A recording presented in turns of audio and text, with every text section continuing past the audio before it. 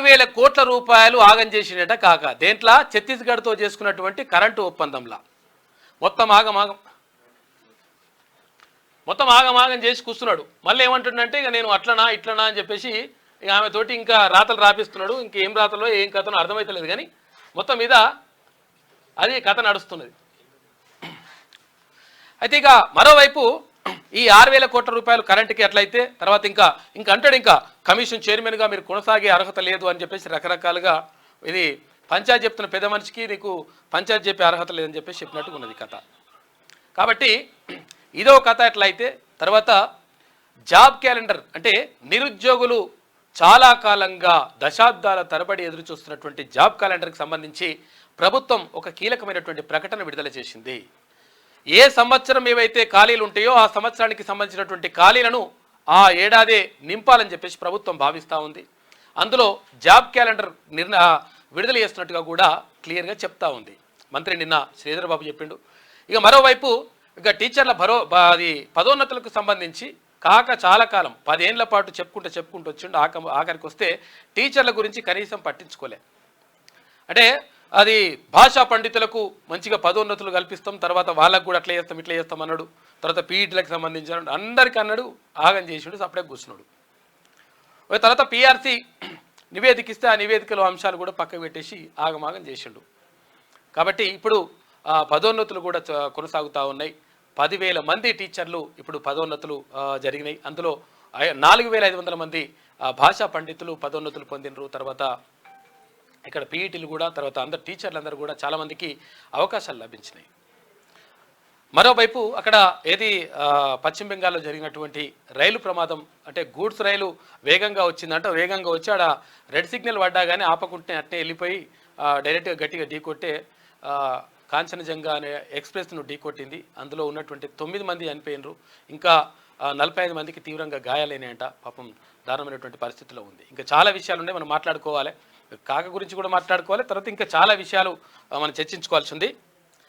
దయచేసి అంటే మార్నింగ్ న్యూస్ని లైక్ చేయండి, తర్వాత షేర్ చేయండి. అంటే మీరు అనుకున్నట్టుగా తర్వాత దానికి రీచ్ కావడానికి 100% ప్రయత్నం చేస్తాం.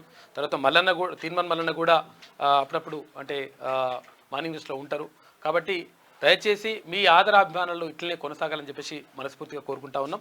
కొంచెం దాని మీద నేను కూడా దృష్టి పెడతా. ఇంకేమైనా చిన్న ఏమైనా లోపాలు ఉంటే కూడా దాన్ని సరిదిద్దుకునే ప్రయత్నం చేస్తా. ఇంకా మార్నింగ్ న్యూస్లో ముందుగా వెలుగుంది పత్రికను చూద్దాం. ఇక కాంచన్జంగా ఎక్స్ప్రెస్ను ఢీకొట్టిన గూడ్స్ 15 మంది మృతి, 60 మందికి గాయాలు. మృతుల్లో 3 రైల్వే సిబ్బంది ఉన్నారంట.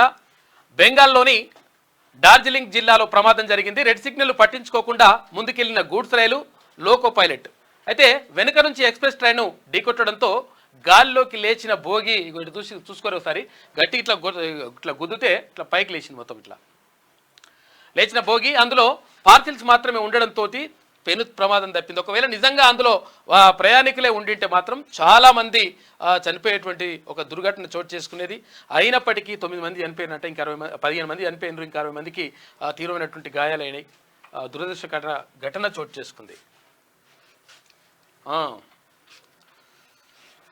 ఛత్తీస్గఢ్ కరెంటుతో 6,000 కోట్ల రూపాయలు లాస్ అయిందట. చూసుకోరిగా ఏమైంది, నేను మంచిగా చేసినా అట్లా చేసినా ఇట్లా చేసినా అని అన్నాడా కాక? అట్లా చేసినా ఇట్లా చేసినా అంటే ఇట్లా చేసిండు. నేను అగ్గకే కొన్నా అట్లా ఇట్లా అని చెప్పే కదా. ఈ అగ్వేందో గిగ్వేందో చూడరు ఇప్పుడు ఒకసారి అర్థమవుతుంది. యూనిట్కు ₹3.90 చొప్పున ఒప్పందం. అన్నీ లెక్కేస్తే యూనిట్కు ₹5.64 ఖర్చు అవుతుందట. గత బీఆర్ఎస్ సర్కార్ అసంబద్ధ నిర్ణయాలతో రాష్ట్ర ఖజానాపై 3,110 కోట్ల రూపాయల అదనపు భారం పడ్డది. ఆశించిన స్థాయిలో జరిగిన విద్యుత్ సరఫరా, బకాయిల విషయంలోనూ అస్పష్టతే.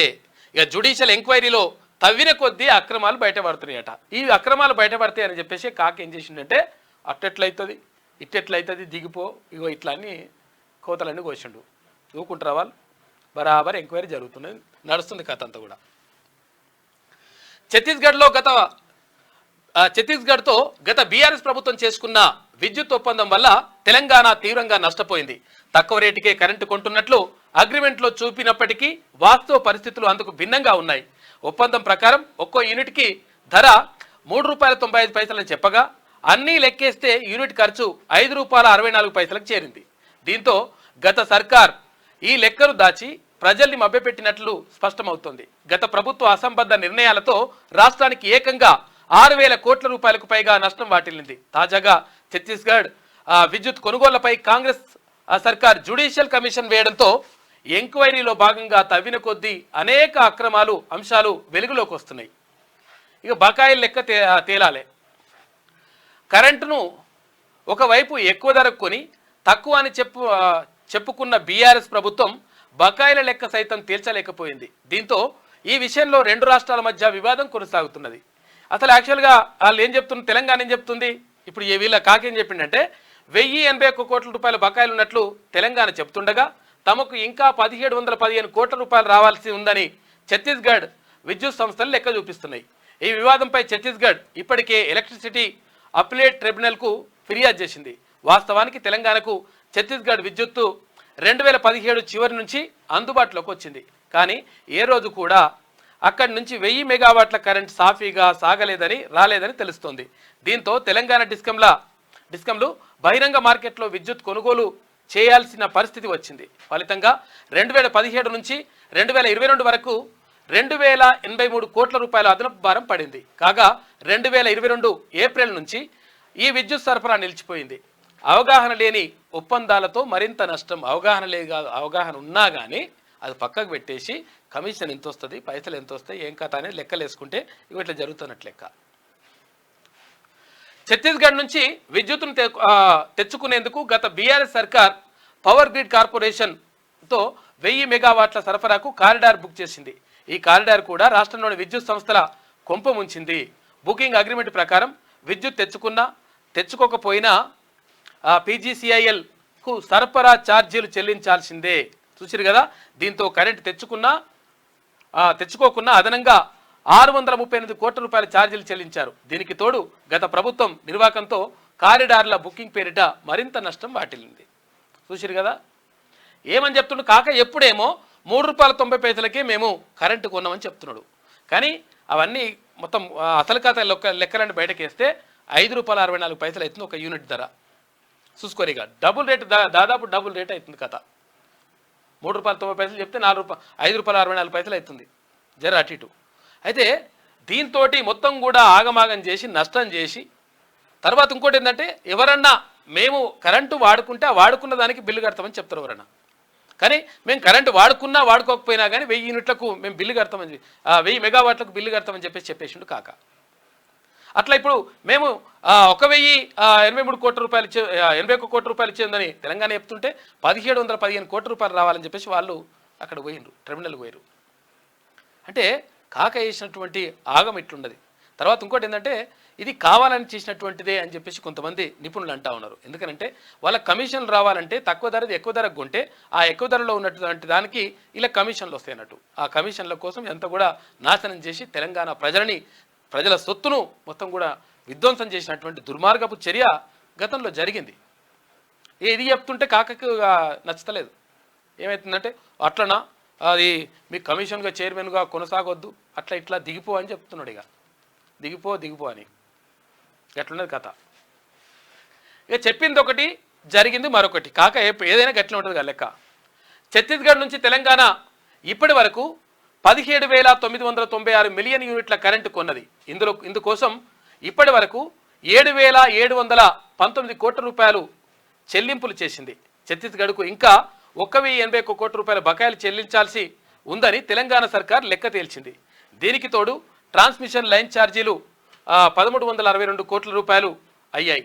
ఇవన్నీ లెక్కేస్తే ఒక్కో యూనిట్ ఖర్చు ₹5.64 ఏరిందట.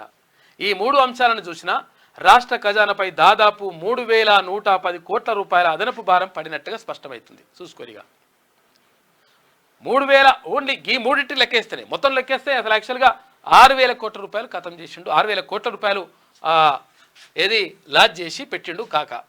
ఇక దానికి నేను మస్తు చేసినా అట్లా చేసినా అద్భుతం చేసినా అని చెప్పేసి 12 పేజీల లెటర్ రాసిండు. నీ లెటర్స్ అలాగకుండా మన లెటర్లో అద్భుతమే ఉంటే, లెటర్లో నువ్వు అన్ని బరాబరే రాసి ఉంటే ఎంక్వైరీ కమిషన్ ముందు ఎందుకు హాజరు కావు, ఎందుకు మాట్లాడవు?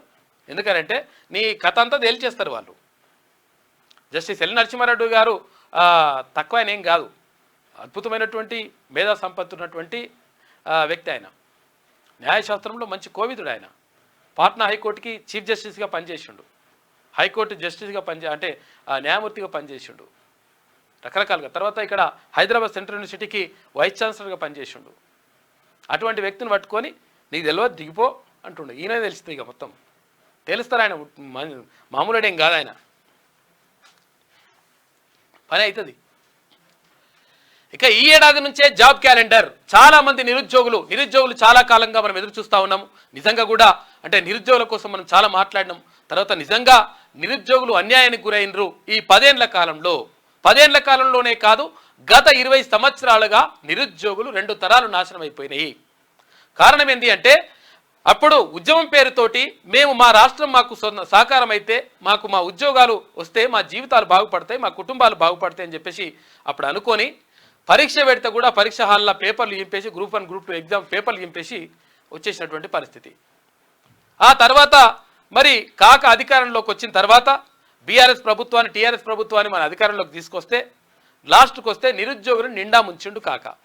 నోటిఫికేషన్ లేకుండా ఏషియన్ నోటిఫికేషన్లకు ఏదో అరాకొర నోటిఫికేషన్లు వేస్తే ఆ అరాకొర నోటిఫికేషన్లకు 1,15,00,000 మొత్తం కూడా లిటిగేషన్లు పెట్టి కోట్ల చుట్టూ తిప్పి రకరకాలుగా 2017 పీఈటీ పోస్టులు ఇంకా కూడా నింపలే, ఇంకా కూడా భర్తీ కాలవి. ఇట్లా రకరకాలుగా కాక మొత్తం కూడా ఆగమాగం చేసిండు. నిరుద్యోగులని మొత్తం కూడా నిండా ముంచిండు. నిరుద్యోగుల జీవితాలతో ఆడుకున్నాడు కాబట్టి ఆ పాపం తగిలింది. చాలామంది నిరుద్యోగులు ఆత్మహత్య చేసుకున్నారు. తెలంగాణ రాష్ట్రం వస్తే బాగుపడితే జీవితాలు అనుకుంటే మొత్తం కూడా అంధకారం కనిపించినటువంటి పరిస్థితి నెలకొని ఉన్నది. గతంలో ప్రభుత్వం చేసినటువంటి దుర్మార్గపు నిర్ణయాల వల్ల. ఆల్రెడీ పీఆర్సీ నివేదిక ఇచ్చింది గతంలోనే. ఏది గత ప్రభుత్వం నియమించినటువంటి పీఆర్సీ నివేదిక ఇచ్చింది. అరే బాబు, 191,126 ఉద్యోగాల ఖాళీలు ఉన్నాయిరా బాబు, ఇవి శాంక్షన్డ్ పోస్టులు. అంటే ఆర్థిక శాఖ నుంచి, అటు G&AG నుంచి, జనరల్ అడ్మినిస్ట్రేషన్ డిపార్ట్మెంట్ నుంచి, అటు న్యాయ శాఖ నుంచి మొత్తం కూడా క్లియరెన్స్ ఉన్నటువంటి ఉద్యోగాలు ఇన్ని ఉన్నాయిరా బాబు. ఇవి కాకుండా ఇంకా చాలా రిటైర్మెంట్స్ ఉన్నాయి, తర్వాత రకరకాలుగా ఉద్యోగాలు ఉన్నాయి. కొంతమంది చనిపోయిన వాళ్ళు ఉన్నారు, రిజైన్ చేసిన వాళ్ళు ఉంటారు. ఈ రకరకాలుగా ఈ ఉద్యోగాలు ఖాళీగా ఉన్నాయి. తర్వాత కొత్తగా జిల్లాలు క్రియేట్ అయినాయి, కొత్తగా తర్వాత విద్యా సంస్థలు అంటే గురుకులాలు ఇవన్నీ కూడా వచ్చినాయి. ఇవన్నీ వచ్చినప్పుడు ఉద్యోగాలు పెరుగుతాయిరా బాబు అని చెప్తే ఉద్యోగాలు లేవని చెప్పిండు. తర్వాత లాస్ట్కి వస్తే కేటీ రామారావు ఏం చెప్తాడుగా, నేను మస్తుగా నింపినాం, 2 లక్షలు నింపినాం, 3 లక్షలు నింపినా అంటున్నావు. మరి నింపితే ఏమి చూపి. ఇవన్నీ లంగా కథలు మాట్లాడటానికే ఉంటాయి లెక్కలు. ఎందుకంటే నిరుద్యోగులను నిండా ముంచారు కాబట్టి నిరుద్యోగి బరాబర్ మీ పని చేసిండ్రు, గుర్తుపెట్టుకోరి. నిరుద్యోగి ఆవేదన చెంది తన తల్లిదండ్రులని తర్వాత పక్కకున్న వాళ్ళని అందరినీ కూడా మొత్తం కూడా అట్లా చేసి ఏకం చేసి నిరుద్యోగులు, విద్యార్థులు, తర్వాత సబ్బండ వర్గాలు, తెలంగాణ సమాజం అంతా కూడా అరే రాష్ట్రానికి నష్టం జరుగుతుందిరా బాబు అని చెప్పేసి నిన్ను తీసి బండ కొట్టిండ్రు. ఎంపీలో ఒక్క కూడా సీటు కూడా రాకుండా చేసిండ్రు. ఇంకా కూడా మరి సోయి రాకుండా ఇంకా కూడా అహంకారంతోనే ఉంటే మొత్తం పీకుడేగా. ఈ ఏడాది నుంచే జాబ్ క్యాలెండర్. యూపీఎస్సీ తరహాలో ఏటా రిక్రూట్మెంట్స్. ప్రభుత్వ ఉద్యోగాల భర్తీకి సర్కారు కీలక నిర్ణయం తీసుకుంది. ఇక ఏ ఏడాది ఖాళీలు ఆ ఏడాదే భర్తీ చేయాలని చెప్పేసి నిర్ణయించింది. సర్కారు ఆదేశాలతో రంగంలోకి ఆఫీసర్లు. యూపీఎస్సీ తరహాలో తర్వాత కేరళలో విధానంపై ఇప్పటికే అధ్యయనం చేశారు. 2 నెలల క్రిందే ప్రకటించాలనుకున్న ఎలక్షన్తో లేట్ అయిపోయింది. ఎలక్షన్ కోడ్ ఉంది కాబట్టి అక్కడ ప్రకటించలేకపోయారు జాబ్ క్యాలెండర్కి సంబంధించి. చాలామంది విద్యార్థులు, నిరుద్యోగులు అడుగుతూ ఉన్నారు, జాబ్ క్యాలెండర్ ఇస్తారా? నిజంగా ఈ ప్రభుత్వం చెప్పినట్టుగా ఫస్ట్ హామీ ఇచ్చినట్టుగా 2 లక్షల ఉద్యోగాలు నింపుతుందా అని చెప్పేసి అడుగుతూ ఉన్నారు. 100% నింపడానికి చిత్తశుద్ధితో ఉన్నామన్నట్టుగా క్లియర్గా చెప్తా ఉంది ఈ విషయం. జాబ్ క్యాలెండర్ రిలీజ్ చేసి ఎప్పటికప్పుడు ఉద్యోగాలు యూపీఎస్సీ లెక్క, యూనియన్ పబ్లిక్ సర్వీస్ కమిషన్ లెక్క ఇక్కడ కూడా తెలంగాణలో చేయాలని చెప్పేసి భావిస్తూ ఉన్నారు. ఇది చాలా సంవత్సరాల కళ నిరుద్యోగులది. ప్రభుత్వ ఉద్యోగాల భర్తీపై రాష్ట్ర సర్కార్ కీలక నిర్ణయం తీసుకున్నది. నోటిఫికేషన్ల కోసం నిరుద్యోగులు ఏండ్లకేండ్లు ఎదురు చూడాల్సిన అవసరం లేకుండా ఏటా జాబ్ క్యాలెండర్ రిలీజ్ చేయనుంది. సర్కారు ఆదేశాలతో 2024కు సంబంధించి త్వరలోనే జాబ్ క్యాలెండర్ విడుదల చేసేందుకు సంబంధిత ఆఫీసర్లు ఏర్పాట్లు చేస్తున్నారు. ఇక 2 నెలల కిందే క్యాలెండర్ ప్రకటించాలని అనుకున్నప్పటికీ లోక్సభ ఎన్నికల నేపథ్యంలో అక్కడ కోడ్ ఉంటే దాంతో వాయిదా పడ్డది. కాబట్టి క్లియర్గా ఇప్పుడు జాబ్ క్యాలెండర్ వచ్చేసింది. కాబట్టి మీరు ప్రిపరేషన్ గట్టిగా చదువుకోరిగా, అన్ని ఉద్యోగాలు నిండుతాయి. ఖైరతాబాద్ గణేష్ ఈసారి 70 అడుగులు, ఎందుకనంటే 70 సంవత్సరాలు పూర్తయిందంట. ఏది ఖైరతాబాద్ వినాయకుని పెట్టడం, అక్కడ వినాయకుడిని ఏర్పాటు చేయడం, తర్వాత అదంతా కూడా 70 సంవత్సరాలు నుంచి పెడతా ఉన్నారంట. కాబట్టి 70వ సంవత్సరం కాబట్టి 70 అడుగుల ఎత్తు పెంచాలని చెప్పేసి అక్కడ ఉన్నటువంటి వినాయక ఉత్సవ కమిటీ నిర్ణయించింది. అయితే ఆ 70 అడుగుల విగ్రహం కూడా మట్టితో తయారు చేసింది, అంటే ఎకో ఫ్రెండ్లీగా ఉండాలని చెప్పేసి మట్టితో తయారు చేసినటువంటి విగ్రహాన్ని పెట్టాలని చెప్పేసి వాళ్ళు భావిస్తూ ఉన్నారు. తర్వాత ఏ ఆకారంలో పెట్టాలి ఏం కథ అనే దానిపైన ఇంకా స్పష్టత రాలేదు. అయితే ఇక్కడ అయోధ్యలోని బాలరాముడి ఆకారంలో పెట్టాలని చెప్పేసి కూడా ఒక ప్రతిపాదన ఉన్నట్టుగా తెలుస్తూ ఉంది. మరి చూడాలి ఎట్లుంటుందో.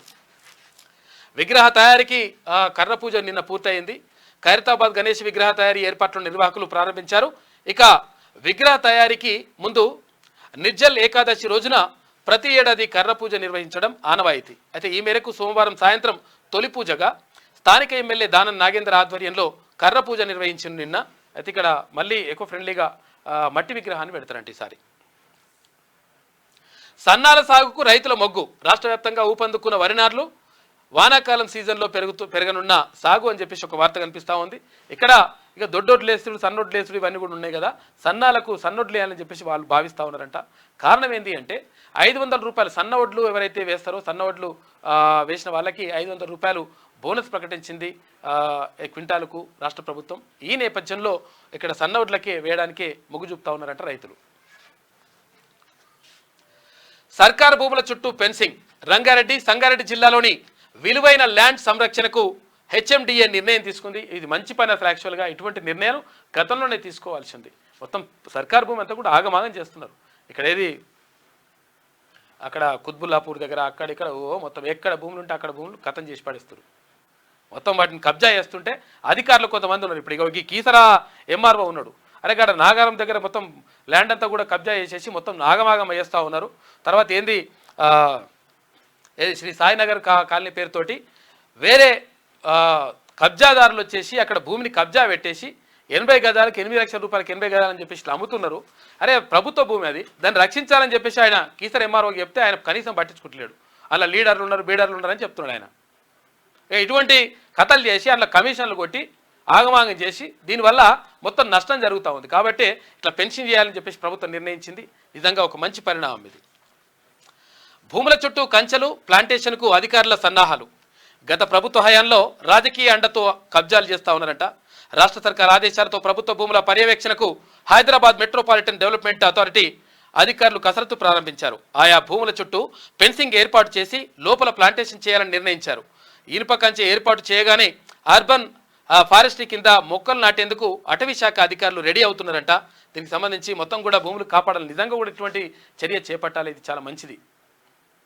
అక్కడ కీసర్ ఎంఆర్ వారికి మొత్తం కూడా ఆయన కమిషన్ తీసుకున్నట్టుండు. తీసుకొని అక్కడ ఇల్లు కడుతుంటే మొత్తం అక్రమంగా, అంటే అవి నిజంగా కూడా పేదలు కట్టుకునేటివి కూడా కాదు, కట్టి అమ్ముతా ఉన్నాడు వాడు. అమ్ముతుంటే కనీసం పట్టించుకోవట్లేదు దాన్ని. ఆర్డీఓ చెప్పేసి కలెక్టర్ చెప్పని చెప్పేసి ఇంకా డైలాగ్ చెప్తున్నాడు.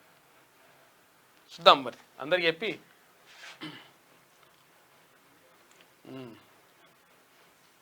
ఇక వయనాడ్ను వదులుకున్న రాహుల్ రాయ్బరేలీ ఎంపీగా కొనసాగింపు. ప్రకటించిన పార్టీ చీఫ్ మల్లికార్జున ఖర్గే వయనాడ్ నుంచి బరిలో దిగనున్న ప్రియాంక గాంధీ అని చెప్పేసి ఒక వార్త కనిపిస్తూ ఉంది. ఇక్కడ కేరళ, తర్వాత కేరళలో వయనాడ్ నుంచి, తర్వాత ఇక్కడ ఇది ఉత్తరప్రదేశ్లో రాయ్బరేలీ నుంచి 2 చోట్ల నుంచి కాంగ్రెస్ అగ్రనేత రాహుల్ గాంధీ గెలుపొందిండు ఎంపీగా. అయితే ఈ నేపథ్యంలో ఒకటి వదులుకోవాలి, ఒకటి రాజీనామా చేయాలి. కాబట్టి ఏది రాజీనామా చేయాలో అర్థం కాక అంటే చాలా కాలం దానిపైన తర్జనభజన పడ్డాడు. అయితే ఏది ఏమైనప్పటికీ నాకు వదులుకోవాలని లేదు, కానీ తప్పదు కాబట్టి ఇక్కడ వయనాడ్ను వదులుకుంటున్నా. అక్కడ నుంచి ప్రియాంక గాంధీ, తన సోదరి ప్రియాంక గాంధీ పోటీ చేస్తుందని చెప్పేసి ఆయన ప్రకటించిండు. తర్వాత కాంగ్రెస్ పార్టీ జాతీయ అధ్యక్షుడు మల్లికార్జున ఖర్గే కూడా ఈ విషయాన్ని ప్రకటించిండ్రు. ఒకవేళ అక్కడ లేని లోటును నేను 100% తీరుస్తా, అంటే వయనాడు ప్రజలకు నేను అండగా ఉంటా అని చెప్పేసి ప్రియాంక గాంధీ కూడా చెప్తున్నటువంటి మాట. ఇక 10,000 మంది టీచర్లకు ప్రమోషన్లు, ఉత్తర్వులు జారీ చేసిన విద్యాశాఖ అంటూ ఒక వార్త కనిపిస్తూ ఉంది.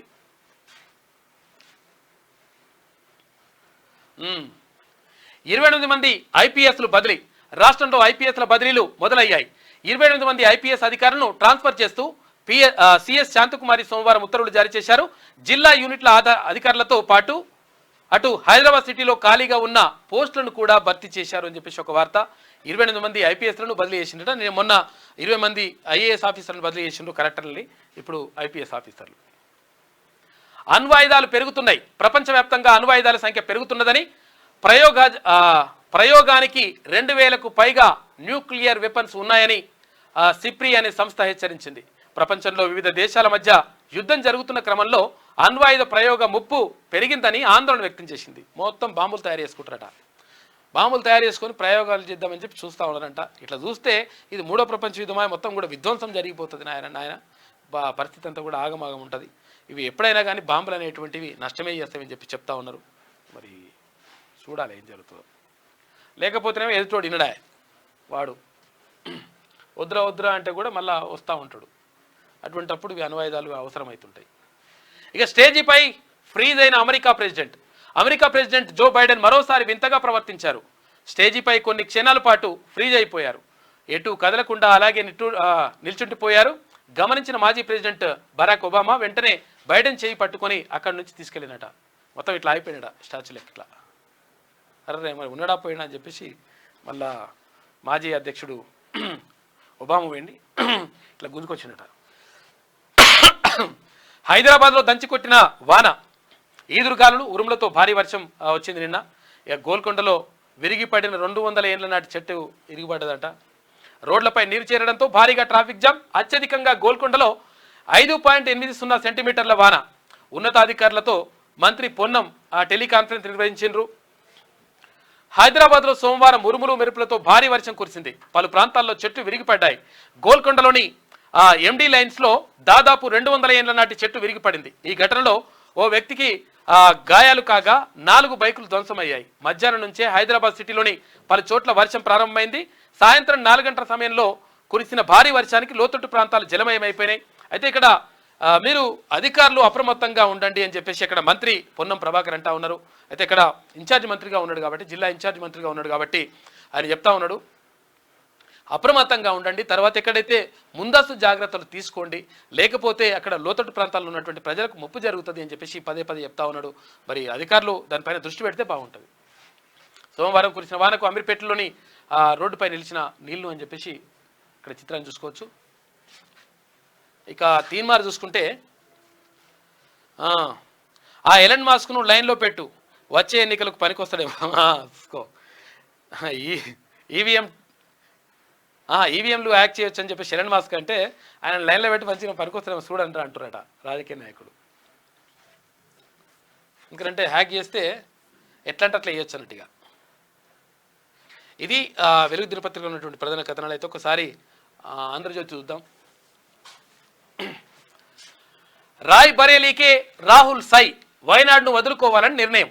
అక్కడి నుంచి పోటీ చేయనున్న ప్రియాంక గాంధీ. క్లిష్ట పరిస్థితుల్లో నా వెంట నిలిచారు. వయనాడు ప్రజలకు రాహుల్ గాంధీ కృతజ్ఞతలు చెప్పిండు. అక్కడ అన్నలేని లోటు లేకుండా చూస్తా అని చెప్పేసి ప్రియాంక గాంధీ అంటా ఉంది. కేరళను కాంగ్రెస్ రాజకీయ ఏటీఎంగా భావిస్తోందని చెప్పేసి భారతీయ జనతా పార్టీ ఆరోపిస్తుంది. ఈ లోక్సభలో విపక్ష నేత పదవి తీసుకోవడానికి రాహుల్ గాంధీ విముఖంగా ఉండంట. కుమారి శెల్జా, తర్వాత గౌరవ్ గొగోయ్, మనీష్ తివారీల్లో ఒకరికి ఎక్కడ లోక్సభ విపక్ష నేతగా ఉండే అవకాశం ఉంది అని తెలుస్తూ ఉంది. మొత్తం మీద ఆయన నేను విపక్ష నేతగా ఉండను అని చెప్పిండట.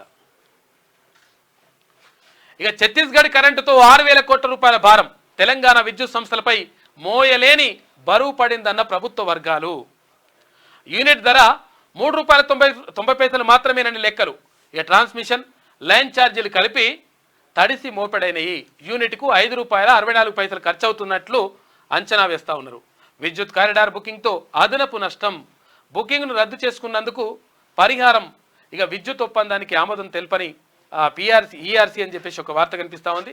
చూసుకోరిగా ఏమని చెప్పిండు, నేను మంచిగా కొన్నా, అటు ఇట్లా కొన్నా, కరెంట్ లేకపోతే కరెంటు కొన్నా అన్నాడు. కొంటేవాడన్నా ₹5 దొరికే కరెంటు ₹4కో 4.5కో ఎంతకో కొంటారు, తక్కువ ధర కొనాలని చూస్తారు. ఇక్కడ ఏది ₹2 దొరికే కరెంట్ని ₹5.64 కొన్నాడట.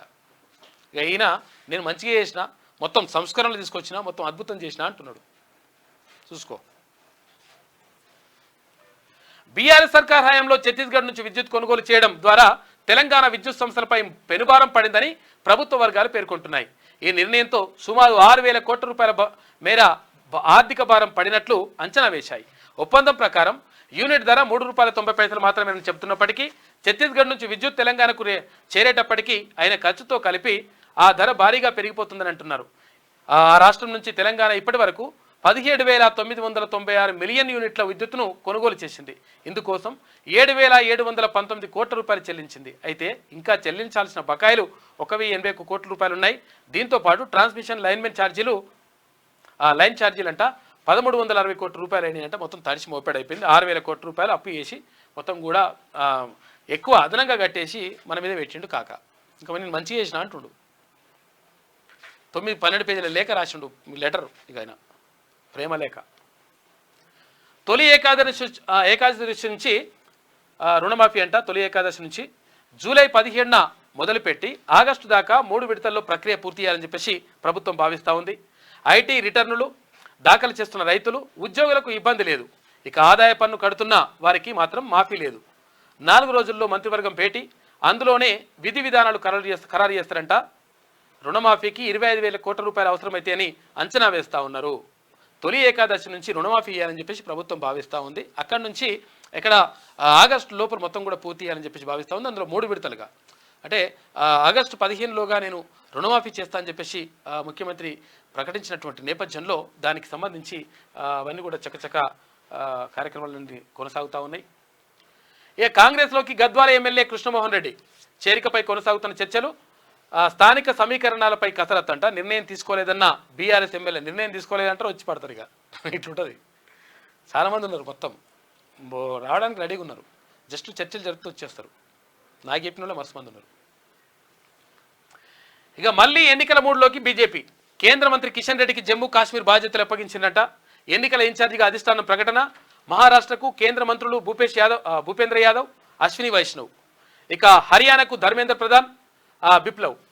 జార్ఖండ్కు శివరాజ్, హిమంత బిశ్వశర్మ. ఇక అసెంబ్లీ ఎన్నికలకు కమలం కసరత్తు చేస్తూ ఉంది అంటూ ఒక వార్త కనిపిస్తూ ఉంది. లోక్సభ ఎన్నికల ప్రక్రియ ముగిసి 2 వారాలు కూడా గడవక ముందే బీజేపీ పలు రాష్ట్రాల్లో జరగనున్న అసెంబ్లీ ఎన్నికలకు సిద్ధమవుతోంది. ఈ ఏడాది చివరిలో జరగనున్న అసెంబ్లీ ఎన్నికలకు కసరత్తు ప్రారంభించింది. మహారాష్ట్ర, హర్యానా, అటు జార్ఖండ్, జమ్మూ కాశ్మీర్ రాష్ట్రాలకు పార్టీ ఇన్ఛార్జీల పేర్లను సోమవారం ప్రకటించింది. అత్యంత కీలకమైన మహారాష్ట్రకు 2 కేంద్ర మంత్రులను ఇన్ఛార్జిగా నియమించింది. ఇక్కడ జమ్మూ కాశ్మీర్కి బాధ్యతలను అప్పగించింది కేంద్ర మంత్రి కిషన్ రెడ్డికి. 28 మంది ఐపీఎస్ల బదిలీ. ఏసీబీ జాయింట్ డైరెక్టర్గా రితిరాజ్. ఇక్కడ సైబర్ సెక్యూరిటీ బ్యూరోకు హర్షవర్ధన్, సిఐడికి విశ్వజిత్, 5గురికి పోస్టింగ్ నీళ్ళంట. డీజీపీ ఆఫీసులో రిపోర్టుకు ఆదేశం. త్వరలో 2వ దశ కీలక బదిలీలు ఉండే అవకాశం ఉందంట. రాష్ట్ర వ్యాప్తంగా 28 మంది ఐపీఎస్ల బదిలీలు అయ్యారు. అయితే ఈ మేరకు సిఎస్ శాంతకుమారి సోమవారం రాత్రి ఉత్తర్వులు జారీ చేశారు. బదిలీ అయిన వారిలో పలువురు నాన్ కేడర్ ఎస్పీలు కూడా ఉన్నారంట. వాణిజ్య పన్నులు, ఎక్సైజ్ శాఖ బాధ్యతలు ఎవరికో. సునీల్ శర్మ పదవి విరమణతో ఖాళీగా ముఖ్య కార్యదర్శి పోస్టు. సమర్థుడైన అధికారిని నియమించే ఆలోచనలో సర్కారు. ఇక రాష్ట్రంలో మరికొందరు ఐఏఎస్ల బదిలీలపైన కసరత్తు చేస్తూ ఉన్నారంట. వాణిజ్య పనుల్లో తర్వాత ఎక్సైజ్ శాఖ బాధ్యతలు ఎవరికి ఇస్తారని చెప్పేసి వాళ్ళు కసరత్తు చేస్తూ ఉన్నారంట. చూడాలి మరి. ఇక్కడ ఏపీకి సంబంధించి ఒక వార్త. అప్పనంగా అప్పగించారు 450 కోట్ల రూపాయలు. రిషికొండ మహల్లో 120 కోట్ల రూపాయలు సోకులకేనంట. సమీప బంధువుకు సుప్రియారెడ్డికి ఆ ఖరీదైన వర్క్స్ ఇచ్చిందంట. ఐటీ సలహాదారు శ్రీనాథ్ రెడ్డి భార్య సుప్రియ. జగన్ బెంగళూరు, హైదరాబాద్ ప్యాలెస్ల పనులను ఆమెనే తీసుకున్నదంట. వైసీపీ అధికారంలోకి వచ్చాక సొంత కంపెనీ. తొలుత తాడేపల్లి పనులు, తర్వాత రిషికొండ వర్క్స్. ఇక పాంథియన్ డిజైన్స్ పేరిట ఖరీదైన ఇంటీరియర్ డిజైన్లంట. ప్రభుత్వ టూరిజం ప్రాజెక్టులన్నీ ఆమె కంపెనీకే. ఏ ప్రాతిపదికన ఇచ్చారు? బంధువు అనేదే అర్హతనా అని చెప్పేసి అడుగుతా ఉన్నారు. వందలకయ్యే పనికి 1000 రూపాయలు పెట్టినందుక, నీళ్ళలా 100 కోట్ల రూపాయలు ప్రజాధనం వృధా చేసినందుక ఎట్లా అప్పగించిండ్రు అని చెప్పేసి అడుగుతా ఉన్నారు. ఎక్కడ ఇది రిషికొండ పైన, అంటే విశాఖపట్నంలో రాజధానిగా చేస్తా అని చెప్పేసి, నేను అక్కడనే నివాసం ఉంటా అని చెప్పేసి గతంలో ముఖ్యమంత్రిగా పనిచేసినటువంటి జగన్మోహన్ రెడ్డి చెప్పిండు. ఏపీకి సంబంధించి చెప్పి అక్కడగా అద్భుతమైనటువంటి భవనాన్ని కట్టుకున్నాడంట. ఏది ఆ భవనం కట్టుకునేది ఏంటంటే గవర్నమెంట్ పైసలతోటి.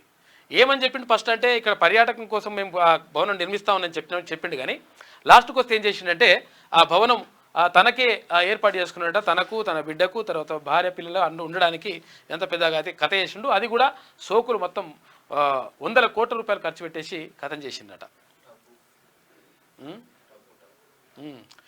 విషాద ప్రయాణం. బెంగాల్లో కాంచన్జంగా ఎక్స్ప్రెస్ను ఢీకొట్టిన గూడ్స్ 9 మంది దుర్మరణం. సంఖ్య పెరిగే అవకాశం ఉందంటే, ఇంకా అవకాశం అనొద్దు, సంఖ్య పెరిగే సూచన ఉంది అని అనాలి. అవకాశం అంటే ఏంటంటే మంచి జరిగినప్పుడు అవకాశం అంటాం. ఇక 41 మందికి తీవ్ర గాయాలు, పలువురు పరిస్థితి విషమంట. సిగ్నల్ పడిన ఆగని గూడ్స్. ఈ మార్గంలో అందుబాటులోకి రాని కవచ్ అంట. మృతుల కుటుంబాలకు 10 లక్షల రూపాయల పరిహారం, గాయపడిన వారికి 2.50 లక్షల రూపాయలు. అధ్వాన నిర్వహణతోనే ప్రమాదాలు జరుగుతున్నాయని చెప్పేసి ఖర్గే, రాహుల్ గాంధీ అంటూ ఉన్నారు. అనాథల రైల్వే అని చెప్పేసి మమతా బెనర్జీ అంటుంది. 1500 కిలోమీటర్ల మార్గంలోనే కవచ్. దేశవ్యాప్త నెట్వర్క్లో ఇది 1% మాత్రమే. ఈ ఏడాదిలోగా మరో 3000 కిలోమీటర్లలో చేస్తారంట. మొత్తం మీద ఇక్కడ పశ్చిమ బెంగాల్లో లోని నిర్మల్ జోటే వద్ద కాంచన్జంగా గూడ్స్ రైలు ఢీకొట్టిన ప్రమాదాలకు తీవ్రత ఇట్లా అర్థమైపోతుంది. మొత్తం ఇట్లా పెట్టి గట్టి గుద్దుతే ఇట్లా పైకి లేచింది, అది గాలిలో లేచిపోయింది. ఏది అక్కడ ఎక్స్ప్రెస్, కాంచన్జంగా ఎక్స్ప్రెస్ బోగి. అసలు యాక్చువల్గా ఏమైందంటే ఇది సిగ్నల్ రెడ్ సిగ్నల్ పడ్డా కానీ లోకో పైలట్ చూసుకోలే. లోకో పైలట్ అంటే ఆయన నడుపుతా ఆయన ఉంటాడు కదా డ్రైవర్, ఆయన చూసుకోకుండా వెళ్ళిపోయి గట్టిగా గుద్దితే అది లేచిపోయింది. మొత్తం 9 మంది చచ్చిపోయారు, ఇక 45 మందికి తీవ్ర గాయాలైనాయంట పాపం. ఇక పోలవరానికి జగనే శాపం. ఆయన మూర్ఖత్వంతో ప్రాజెక్టు సర్వనాశనమైంది. ప్రజాభిప్రాయం మేరకు చర్యలు. ఏపీ ముఖ్యమంత్రి చంద్రబాబు అంటా నిన్న పోలవరం సందర్శించిండు ఏపీ ముఖ్యమంత్రి చంద్రబాబు. పోలవరం పూర్తికి మరో 4 ఏళ్ళు పడుతుందంట. సీఎంకు అధికారులు ప్రెజెంటేషన్ చేసిండ్రు. ఇక త్రిబుల్ నిర్మాణానికి 31,000 కోట్ల రూపాయలు. ఉత్తర దక్షిణ భాగాలకు కలిపి అధికారుల అంచనా వ్యయం. 350 కిలోమీటర్ల రోడ్డుకు 4,500 హెక్టార్ల భూమి అవసరమవుతుందంట. ఉత్తర భాగం నిర్మాణానికి ఆగస్టులో రాష్ట్ర సర్కార్ టెండర్లు పిలిచింది. ఇక పరిహారంలో 50% చెల్లింపుల కోసం హడ్కో నుంచి రుణం తీసుకున్నారు. రీజనల్ రింగ్ రోడ్ అంటే త్రిబుల్ నిర్మాణ పనులకు అడుగులు వేగంగా పడుతున్నాయి. ఉత్తర దక్షిణ భాగాలుగా నిర్మించే ఈ రహదారి నిర్మాణానికి అయ్యే మొత్తం వ్యయంపై అధికారులు ఒక అంచనాకు వచ్చిందంట. 2 భాగాలు కలిపి మొత్తం 350 కిలోమీటర్ల మేర నిర్మాణం కానున్న త్రిబుల్ 31,000 కోట్ల రూపాయల నిధులు ఖర్చయ్యాయని చెప్పేసి వాళ్ళు చెప్తున్నారంట. ఆ ఖర్చు మరి అక్కడ రైల్వే పెట్టుకుంటా, తర్వాత మన రాష్ట్ర ప్రభుత్వం ఏమని ఇవ్వాలి.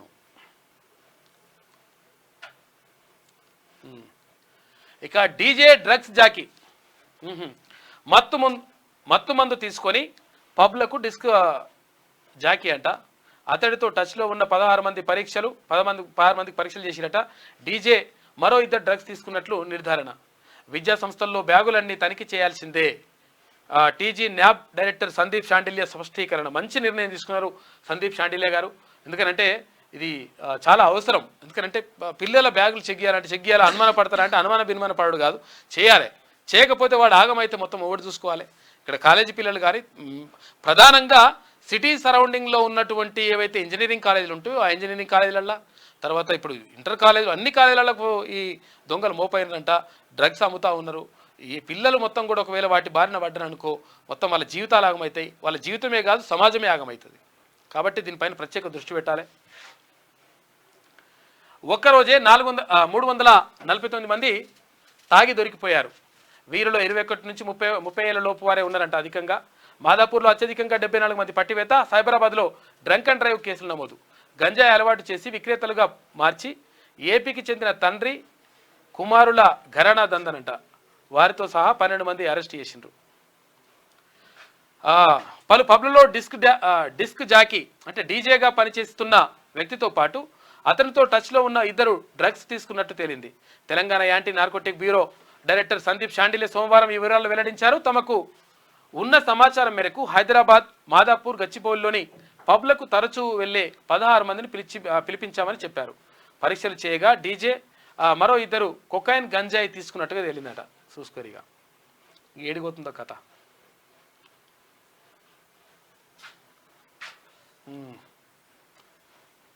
ఇక బీఆర్ఎస్ పార్లమెంటరీ పార్టీ నేతగా సురేష్ రెడ్డి ఉండే అవకాశం ఉందంటే. మాజీ స్పీకర్గా పనిచేసిండే ఆయన అప్పుడు గతంలో.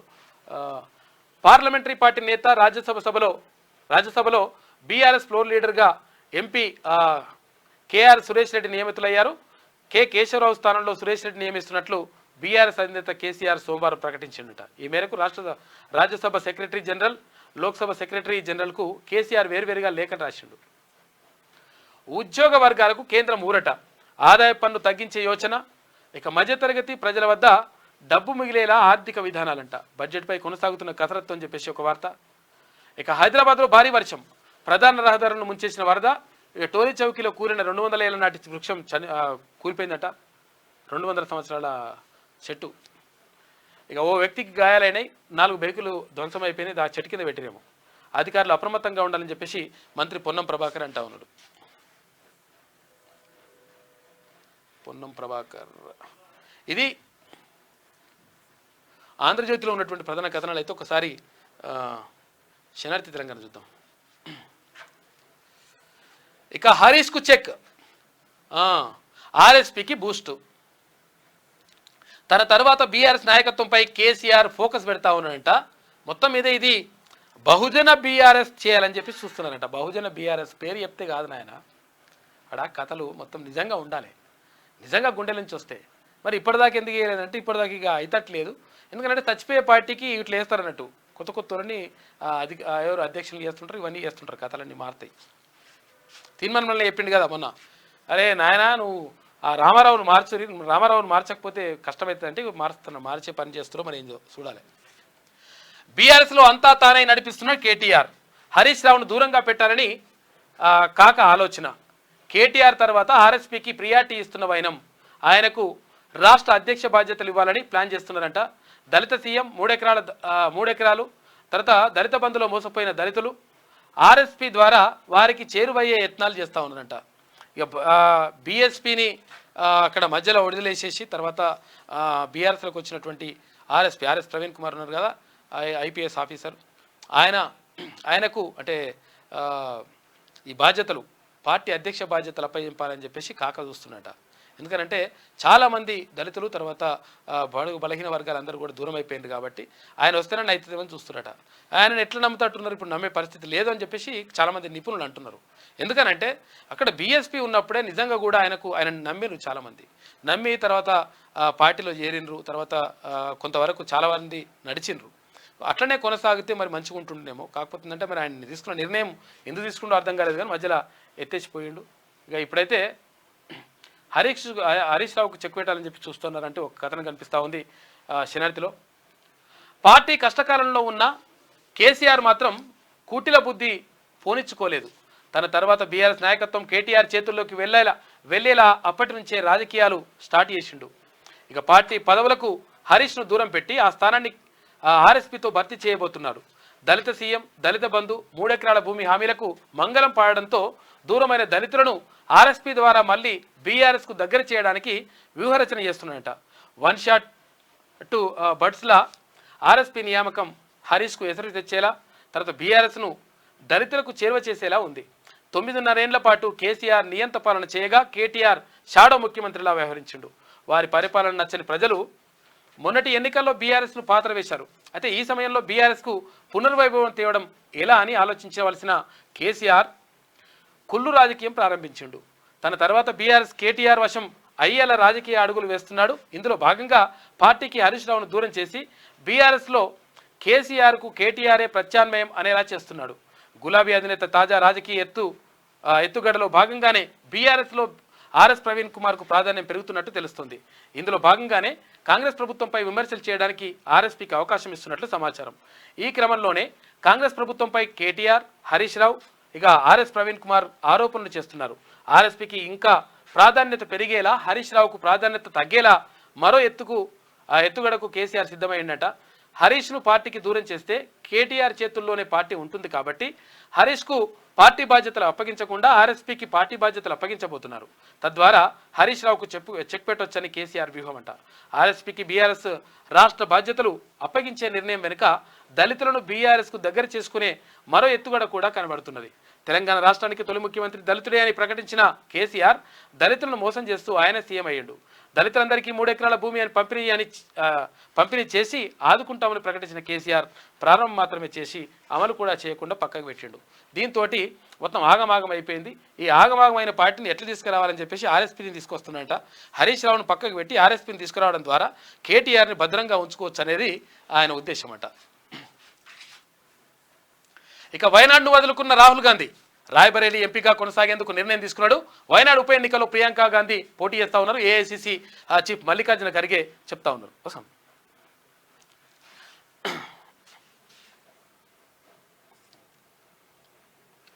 రండి ఒకసారి.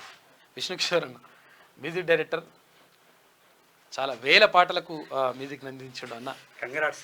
థ్యాంక్ యూ అన్న. మీరు ఎందుకంటే చాలా కష్టపడి అన్న మంచి పాటలు, అద్భుతమైనటువంటి పాటలు అందించిండు అన్న. చాలా పాటలకు స్వరకల్పన చేసిండు. చెప్పండి అన్న. చాలా కష్టపడి అన్నను ఎమ్మెల్సీ చేయడం వాస్తవానికి మీ అందరి శ్రమ ఉంది. అన్న కూడా కళ వాస్తవానికి ఒక ఫైటర్, చట్టసభల్లో రావడం ఒక ఫైటర్. ఎందుకంటే నిరంతరంగా కేసీఆర్ మీద ఒక ఎక్కుబెట్టి కేసీఆర్ చేసినటువంటి అరాచకాలు, కేసీఆర్ చేసినటువంటి దుర్మార్గాలు అవన్నీ కూడా వెలికి తీసి తెలంగాణ ప్రజానికానికి తెలియజేసి తెలంగాణ ప్రజానికము ఇలా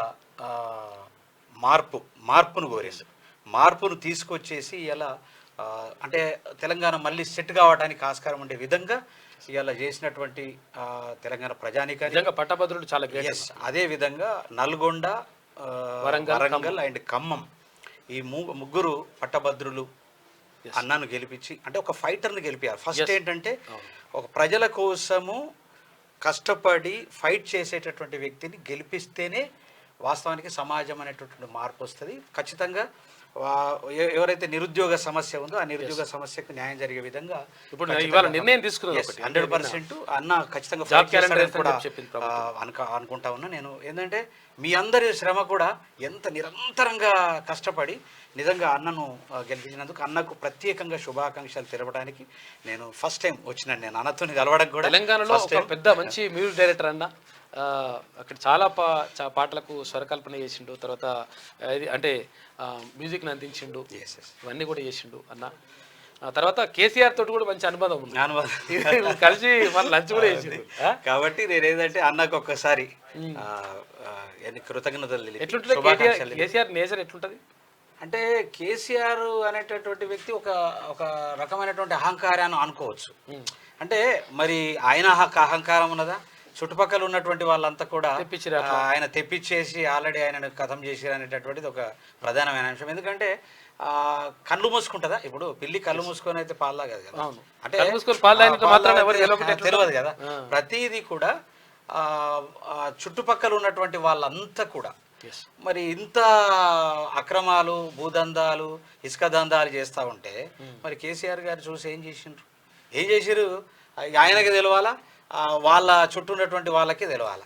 మరి ఇదంతా చేసినటువంటి ఆయన మరి తప్పదు. ఎందుకంటే ఆయన ఫోన్ ట్యాపింగ్ అంటే ఇవన్నీ కూడా ఆయనకు తెలియంది అయితే జరగలేదు కదా, తెలిసి జరిగింది కాబట్టి ఆయన ఇవాళ అనుభవిస్తూ ఉన్నాడు. యాక్చువల్లీ తెలంగాణకు ఒక గాంధీలాగా ఉండేటటువంటి వ్యక్తి ఇవాళ గాడ్సేలాగా తయారయ్యేటటువంటి పరిస్థితి. ఇలా సర్పంచుల పరిస్థితి చూస్తే నిజంగా నేను ఏమనుకున్నా, చాలా మంది చనిపోయారు. నేను మన క్యూ న్యూస్ ద్వారా తెలపడం ఏంటంటే సర్పంచుల యొక్క ఉట్టిగా ఇంటర్వ్యూలు చేద్దాం, చాలా మంది సర్పంచులను పట్టించుకోరు. సర్పంచులను చేయాలనేటటువంటి కాన్సెప్ట్తో పోయితే ఒక్కొక్కరికి 3 లక్షల నుంచి 3 కోట్ల వరకు అప్పు ఉంది చూసుకోగా. అంటే అలాంటి పరిస్థితుల్లో ఎవరిని కదిపినా, ఏ సర్పంచుని కదిపినా ఇవాళ నాకు 30 లక్షలు రావాలా, 50 లక్షలు రావాలా, ₹1,00,00,000 అంటే వాళ్ళతోని డబ్బులు పెట్టించి ఏది గ్రామాలని అభివృద్ధి చేసినట్లు షో చేసి ఆయన మళ్ళీ అధికారంలో రావడానికి ప్రయత్నం చేసిండు కేసీఆర్.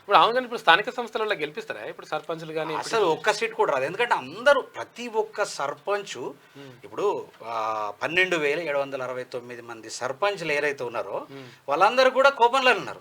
కోపంలో ఉన్నటువంటి వాళ్ళంతా కూడా కాంగ్రెస్ పార్టీకి రావాల్సినటువంటి పరిస్థితి ఉంటుంది, బీజేపీకి పోవాల్సినటువంటి పరిస్థితి ఉంటుంది, లేదా ఇండిపెండెంట్గా ఒకవేళ చేసిన, ఇండిపెండెంట్గా సాధ్యం కాదు, తప్పకుండా ఏదో ఒక పార్టీకి అనుబంధంగా ఉండవలసింది.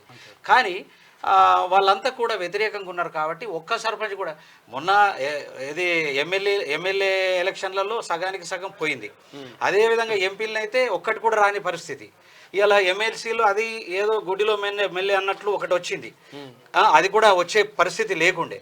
కానీ ఇలా మొత్తం యావత్ తెలంగాణ సమాజానికి అర్థమైపోయింది కాబట్టి ఒక్కటి కూడా వచ్చేటటువంటి అవకాశం లేదు.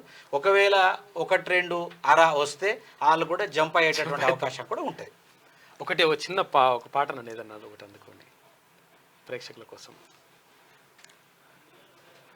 అడుగుతున్నది గోలుకొండ, అడుగుతున్నది ఎర్రకోట, అడుగుతున్నది గోలుకొండ, అడుగుతున్నది చార్మినారు, అడుగుతున్నది నిజామాబాదు, అడుగుతున్నది ఆదిలాబాదు, అడుగుతున్నది వరంగల్లు, అడుగుతున్నది నల్లగొండ, అడుగుతున్నది మెదకు జిల్లా, అడుగుతున్నది పాలమూరు, అడుగుతున్నది హైదరాబాదు, అడుగుతున్నది ఖమ్మం మెట్టు, వయసు మల్లిన మెదడు కుల్లిన కేసీఆర్ ఇంకా ఎన్నాళ్ళని అని పాట పాడినాం మనం.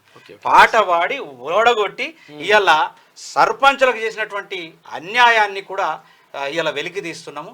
ఖచ్చితంగా ఈ ప్రభుత్వం, మన కాంగ్రెస్ ప్రభుత్వం ఎట్టి పరిస్థితుల్లో సర్పంచ్లకు న్యాయం చేయవలసినటువంటి బాధ్యత వాళ్ళ మీద ఉన్నది. ఖచ్చితంగా చేయవలసినటువంటి ఆవశ్యకత ఉంది. అదేవిధంగా అన్నకు కూడా నేను ఆల్రెడీ మా కళాకారులకు కేసీఆర్ ప్రభుత్వంలో తీరని అన్యాయం జరిగింది. వాస్తవానికి తీరని అన్యాయం జరిగింది. పక్కకు పెట్టి తీసుకున్నాడు. అన్న దయచేసి మీరు ఎట్టి పరిస్థితుల్లో ముఖ్యమంత్రి దృష్టికి తీసుకెళ్ళండి. గత ప్రభుత్వంలో అన్యాయం జరిగింది, ఈ ప్రభుత్వంలో ఖచ్చితంగా మా కళాకారులకు న్యాయం జరిగే విధంగా మీరు ఖచ్చితంగా సపోర్ట్ చేయాలని నేను ఆల్రెడీ అన్నకు మెమోరాండం ఇవ్వడం జరిగింది. ఖచ్చితంగా అన్న ఖచ్చితంగా, ఎందుకంటే ఫస్ట్ టైం నేను అన్నాను కలవడం. నేను ఇప్పటిదాకా అన్నకు నామకం తెలియదు, అన్నను చూడడమే తప్ప తెలియదు. నేను ఆ రోజు మన లాస్ట్ జూన్ 2వ తారీఖున నేను మనకు లైవ్ లోకి వచ్చాను. అంటే ఇవాళ ఆ జూన్ 2వ తారీఖు నాడు నుంచి మళ్ళీ ఈ జూన్ వరకు 1 ఇయర్ గ్యాప్లో మళ్ళీ మిమ్మల్ని కలవడం జరిగింది. మనం రెగ్యులర్గా మాట్లాడుకుంటూనే ఉన్నాం.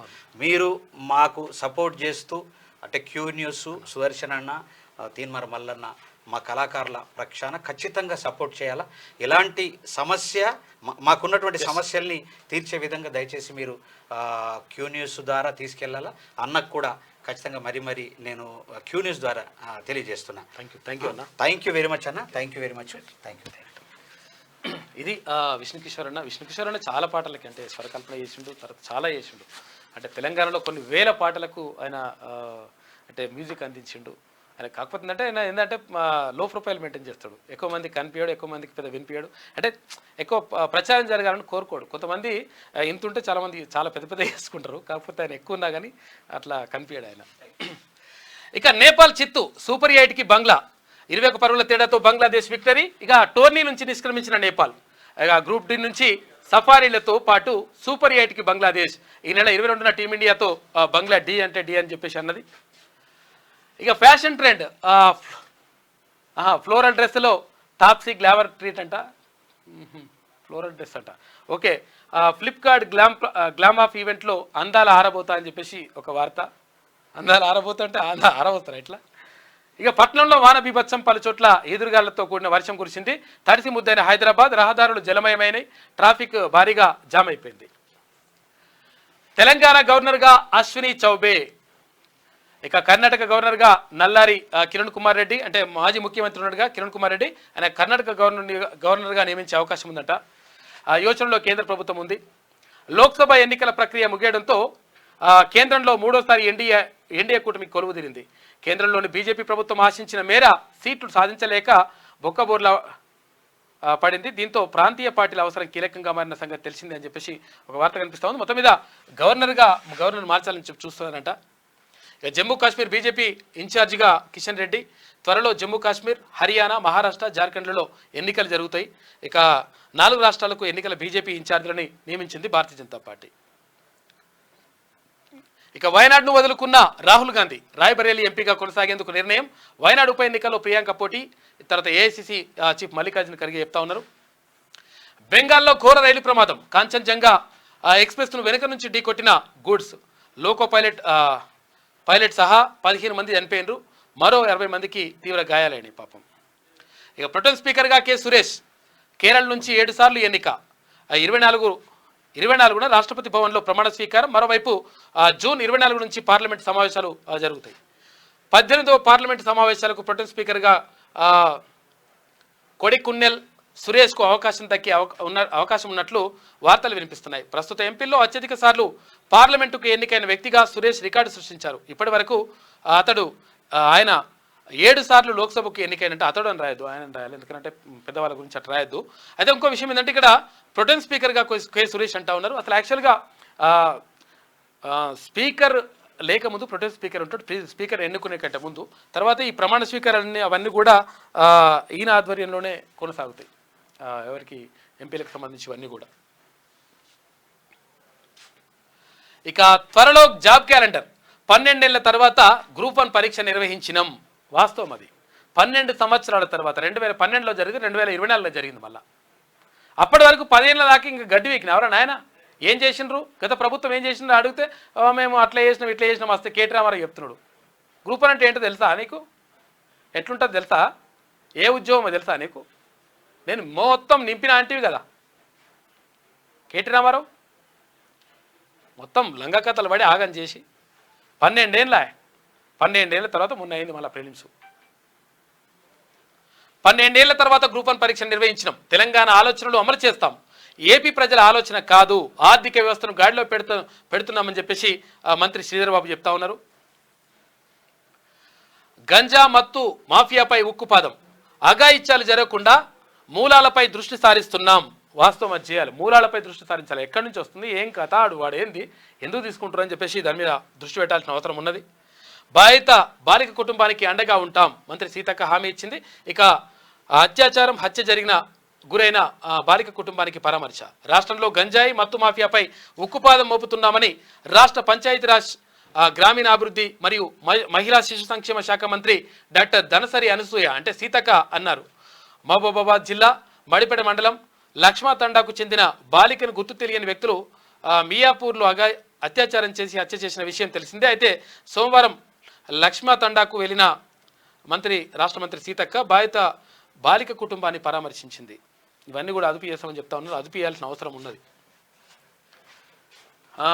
పిఆర్టీయూకు ఎల్లప్పుడూ మద్దతు, సమస్యల పరిష్కారంలో నా వంతు బాధ్యత. ఎమ్మెల్సీ తీన్మాన్ మల్లన్న. నల్లగొండలో ఎమ్మెల్సీ మల్లన్నకు ఘన సన్మానం. ముస్లిం మత పెద్దలను కలిసిన తీన్మాన్ మల్లన్న అని చెప్పేసి ఒక వార్త కనిపిస్తూ ఉంది. PRTU Panchayati Raj progressive teachers union ఉంది కదా, ఆ పిఆర్టీయూ అంటే ఉపాధ్యాయ సంఘాల్లో అంటే అత్యధిక ఉపాధ్యాయులను కలిగినటువంటి సంఘం పిఆర్టీయూ. ఆ పిఆర్టీయూ పూర్తిగా తీన్మాన్ మల్లన్నకు మేము మద్దతు తెలియజేస్తున్నాం, 100% మేము గెలిపిస్తామని చెప్పేసి వాళ్ళు చెప్పినరు. నిజంగా కూడా పూర్తిగా మద్దతు తెలియజేసినారు ఆ ఉపాధ్యాయ సంఘం. ఆ ఉపాధ్యాయ సంఘంతో పాటు కొన్ని ఉపాధ్యాయ సంఘాలు కూడా మద్దతు తెలియజేసినాయి. అయితే వాళ్ళు నిన్న అభినందన సభ పెట్టినరు అక్కడ నల్గొండలో. దానికి తీన్మాన్ మల్లన్న వెళ్ళిండు.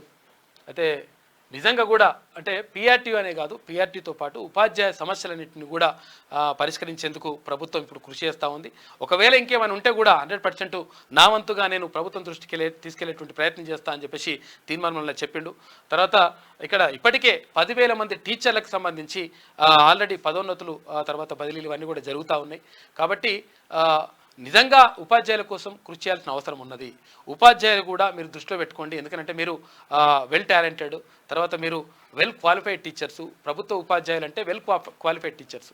కాబట్టి విద్యలో మీకున్నంత అంటే అవగాహన కానీ, తర్వాత మీకున్నంత పరిజ్ఞానం కానీ చాలామందికి ఉండదు. అంటే ప్రైవేట్ పాఠశాలల్లో పనిచేసేటువంటి చాలామందికి ఇవన్నీ కూడా ఉండవు. అయినప్పటికీ ప్రభుత్వ ఉపాధ్యాయులు పిల్లలకు ఎట్లా మంచి చేస్తే బాగుంటుంది, ఏం కదనే దానిపైన కూడా ప్రధానంగా దృష్టి పెడితే బాగుంటుంది. ఎందుకంటే మీ పైననే అంటే ఉపాధ్యాయుల పైననే సమాజ నిర్మాణం 4 గోడల మధ్యనే సమాజ నిర్మాణం అది జరుగుతుంది అని చెప్పేసి ఒక అంటే తత్వవేత్త అంటాడు. కాబట్టి ఉపాధ్యాయులైనటువంటి వాళ్ళు 100% పిల్లలను చాలా జాగ్రత్తగా చూసుకోవాల్సిన అవసరం ఉంది. క్రమశిక్షణ, తర్వాత వినయం, విధేయత అన్ని విషయాలు కూడా చెప్పాలి. తర్వాత ఈ ఉపాధ్యాయులకు ఇంకోటి అది పెట్టిండ్రు, ఏది గవర్నమెంట్ తర్వాత ఇంకోటి రూల్స్ ఏదో తీసుకొచ్చిండ్రు.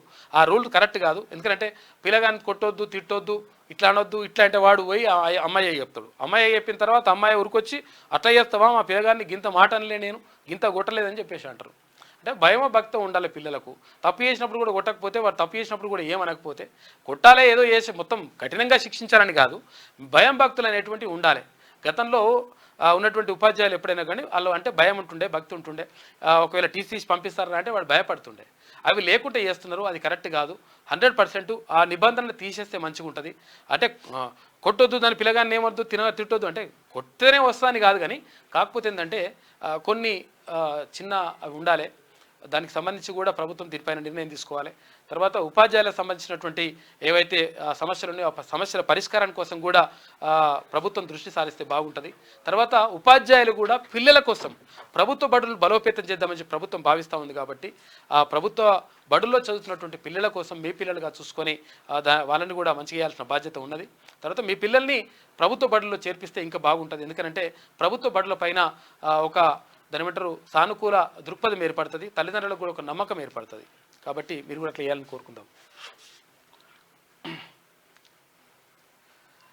ఇక తెలంగాణ గవర్నర్గా అశ్విని చౌబే అని చెప్పేసి ఒక వార్త. ఇక నేటి మాట చూసుకుంటే, రాష్ట్రంలో మైనర్ బాలికలపై లైంగిక దాడులు రోజు రోజుకు పెరిగిపోతున్నాయి. మద్యం మత్తులో, గంజాయి చిత్తులో మనిషి మానవ మృగంలా మారిపోతున్నాడు. పసిపిల్లని చూడకుండా క్షణికావేశంలో పూడ్చుకోలేని తప్పులకు పాల్పడుతున్నాడు. కొన్ని సంఘటనలు చూస్తే ఒళ్ళు గగురు పడుస్తుంది. ఎక్కడ లేని కోపం కట్టలు తెంచుకుంటుంది. ఎందరో తల్లిదండ్రులకు తీరని దుఃఖాన్ని మిగుల్చుతున్నారు. ప్రభుత్వాలు ఎన్ని కఠినమైన చట్టాలు తెచ్చినా నరరూప రాక్షసులకు భయం లేకుండా పోతుంది. గల్ఫ్ దేశాల్లో ఉండే చట్టాలు ఇక్కడ అమలు చేయాలనిపిస్తుంది. ఎవరైనా ఇంకోసారి తప్పు చేయాలంటే వెన్నులో వణుకు పుట్టాలి. రాష్ట్రంలో మత్తు పదార్థాల విచ్చలవిడితనాన్ని అరికట్టండి. నేరం చేసిన వ్యక్తిని లక్షణంగా శిక్షిస్తేనే రాష్ట్రంలో నేరాలు ఘోరాలు తగ్గుముఖం పడతాయి. అయితే తక్షణమే శిక్షిస్తే లక్షణం కాదు అది.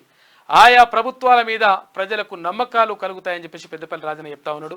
100% ఇవన్నీ కూడా ఫాస్ట్ ట్రాక్ కోర్టులు ఏర్పాటు చేయాలి. తర్వాత ఇవన్నీ కూడా ఎవరైతే నేరం చేసిండో వానికి శిక్షలు పడాలి. ఇక పిఆర్టీయు ఎల్లప్పుడూ మద్దతు ఉంటుందని చెప్పేసి వాళ్ళు పిఆర్టీ ఉపాధ్యాయ సంఘం చెప్తా ఉంది. 100% ఉపాధ్యాయ సంఘం నిజంగా కూడా పిఆర్టీయు కీలకమైనటువంటి భూమిక పోషించింది. అటు టీఎన్జిఓస్ కూడా, అంటే తెలంగాణ నాన్ గెజిటెడ్ ఎవరైతే ఆఫీసర్స్ ఉన్నారో వాళ్ళందరూ కూడా, గవర్నమెంట్ ఆఫీసర్స్ ఉన్నారో వీళ్ళందరూ కూడా పనిచేసిండ్రు. చాలా ఉపాధ్యాయ సంఘాలు అందరూ కూడా పనిచేసిండ్రు. కానీ వీళ్ళు పెద్ద సంఘం, అంటే పిఆర్టీయు చాలా పెద్ద సంఘం. ఇలా హర్షవర్ధన్ రెడ్డి అన్న కూడా ప్రధాన భూమిక పోషించుండు. అంటే దానికి సంబంధించి నిన్న నల్గొండ జరిగింది. పిఆర్టీయు సంఘానికి ఎల్లప్పుడూ మద్దతు ఉంటుందని, ఉపాధ్యాయ సమస్యల పరిష్కారంలో తన వంతు బాధ్యత నిర్వహిస్తానని పట్టభద్రుల ఎమ్మెల్సీ తీన్మాన్ మల్లన్న అన్నారు.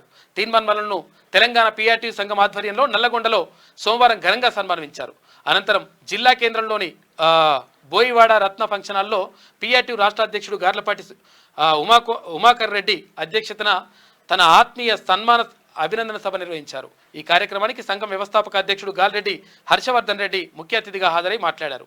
తీన్మాన్ మల్లన్న వ్యక్తిత్వాన్ని, ప్రజల పట్ల ఆయనకున్న నిబద్ధతను, అతడి ప్రశ్నించే తత్వాన్ని కొనియాడారు. ఈ కార్యక్రమంలో సంఘం రాష్ట్ర ప్రధాన కార్యదర్శులు పార్వతి సత్యనారాయణ, వర్కింగ్ ప్రెసిడెంట్ అనంతారెడ్డి, తర్వాత గౌరవ అధ్యక్షులు చంద్రశేఖరరావు, జిల్లా వర్కింగ్ ప్రెసిడెంట్ కందిమల్ల కృష్ణారెడ్డి, అధ్యక్షుడు బాలరెడ్డి, ప్రధాన కార్యదర్శి కొడదల శంకర్, 33 జిల్లాల అధ్యక్ష కార్యదర్శులు, ఉపాధ్యాయులు పెద్ద సంఖ్యలో పాల్గొని మల్లన్నను శాల్వాతో సత్కరించి పుష్పగుప్పం అందించారు. ఇక ముస్లిం మత పెద్దలు కలిసిన తీన్మల్ల అని చెప్పేసి అక్కడ ఉన్నటువంటి ముస్లిం మత పెద్దలు కూడా కలిసిండు నల్గొండలో. ఇక ఈవీఎంలు బ్యాన్ చేయాలి, లేకుంటే తప్పుడు ఫలితాలు వస్తాయి. ప్రజాస్వామ్యవాదులంతా ఏకమై పోరాడాలని చెప్పి సిపిఐ జాతీయ కార్యదర్శి నారాయణ అంటా ఉన్నారు. ఇక పట్టణంలో వాన బీభత్సం అని చెప్పేసి వాన కొట్టింది గట్టినే. ఇక వయనాడును వదులుకున్న రాహుల్ అని చెప్పేసి రాహుల్ అక్కడ వదులుకుంటే ఇప్పుడు ప్రియాంక గాంధీ అక్కడ నుంచి పోటీ చేస్తానంటూ చెప్తా ఉన్నారు. ఇక ఉమ్మడి ఆదిలాబాద్ జిల్లా వార్త చూసుకుంటే, నల్గొండలో తీన్మాన్ మల్లన్నకు ఘన సన్మానం. పాల్గొన్న ఉమ్మడి ఆదిలాబాద్ ఉపాధ్యాయులు అని చెప్పేసి ఒక వార్త కనిపిస్తూ ఉంది.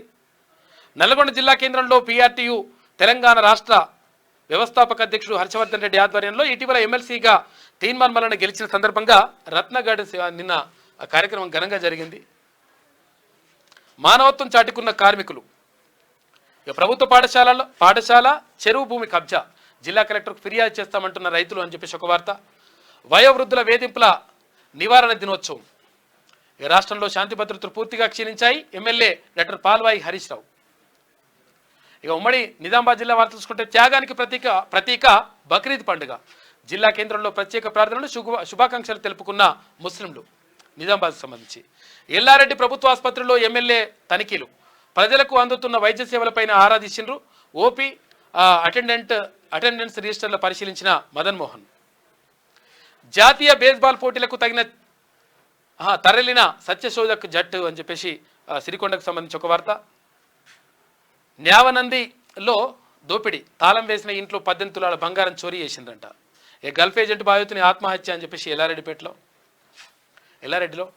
ఇక ఉమ్మడి కరీంనగర్ జిల్లా వార్త చూసుకుంటే విచ్చలవిడిగా కెరియర్ పాయింట్లు, విద్యార్థుల ఆత్మహత్యలకు కారణమవుతున్న కోటా కోచింగ్. ఏకంగా ట్రినిటీ విద్యా సంస్థల కోటా కోచింగ్ పేరుతో బ్యానర్లంట. అధిక ఫీజులు వసూలు చేస్తున్న యాజమాన్యాలు, అనుమతులు ఉన్నాయా అంటే సమాధానాలు కరువు, పట్టించుకొని విద్యాశాఖ అధికారులు. ఇక్కడ కోటా అని చెప్తా ఉన్నారు. అక్కడ తీసుకుపోయి కోచింగ్ ఇస్తారంట రాజస్థాన్లో. ఈ రాజస్థాన్లో కోచింగ్ ఇస్తే మరి ఏమైనా ఉంటుందా అంటే, రాజస్థాన్లో చాలామంది విద్యార్థులు ఆత్మహత్య చేసుకుంటారు. ఎందుకో మరి తెలుస్తలేదు అది. ఏది ఇక్కడ ఎంబీబీఎస్కి సంబంధించినటువంటి ఉంటారు కదా, నీటికి రాయాల్సిన విద్యార్థులు. బీసీలకు లక్ష రుణాలు ఏమయ్యాయి? ఎన్ని గ్రామాలకు చెక్కులు పంపిణీ చేశారో కౌశిక్ రెడ్డి చెప్పాలి. ఇల్లందుకుంట దేవస్థానంలో మాజీ చైర్మన్ దేశిని కోటి డిమాండ్ అని చెప్పేసి ఒక వార్త. ఇక ఘనంగా బక్రీద్ వేడుకలు జరిగినాయి నిన్న. రోడ్డు నిధులు చెరువు పాలంట. నెర్రలు వారి పగుళ్ళు ఏర్పడ్డాయి, కాంట్రాక్టర్ లైసెన్స్ రద్దు చేయాలి, ప్రజా సంఘాల నాయకులు డిమాండ్ చేస్తున్నారు. ఎక్కడ మంతని దగ్గర. సింగరేణి పెన్షన్దారుల భేటీ. విశ్రాంత ఉద్యోగులకు ప్రత్యేక ఆర్థిక ప్యాకేజీలు ఇవ్వాలి, సిపిఆర్ఎస్ మెడికల్ పరిమితి పెంచి ఆదుకోవాలి, బొగ్గుగని కార్మికుల పెన్షన్దారుల విజ్ఞప్తి అని ఒక వార్త. వలస కార్మికుల భద్రత యాజమాన్యాలదే. పెద్దపల్లి ఏసీపీ గజ్జి కృష్ణ. ఉమ్మడి మెదక్ జిల్లా వార్తలు చూసుకుంటే రెండో రోజు మెదక్ జిల్లా బంద్ ప్రశాంతం. పోలీసులు ఏకపక్షంగా వ్యవహరించారు. బేషరతుగా అక్రమ కేసులను ఎత్తివేయాలని చెప్పేసి డిమాండ్ చేస్తూ ఉన్నారు.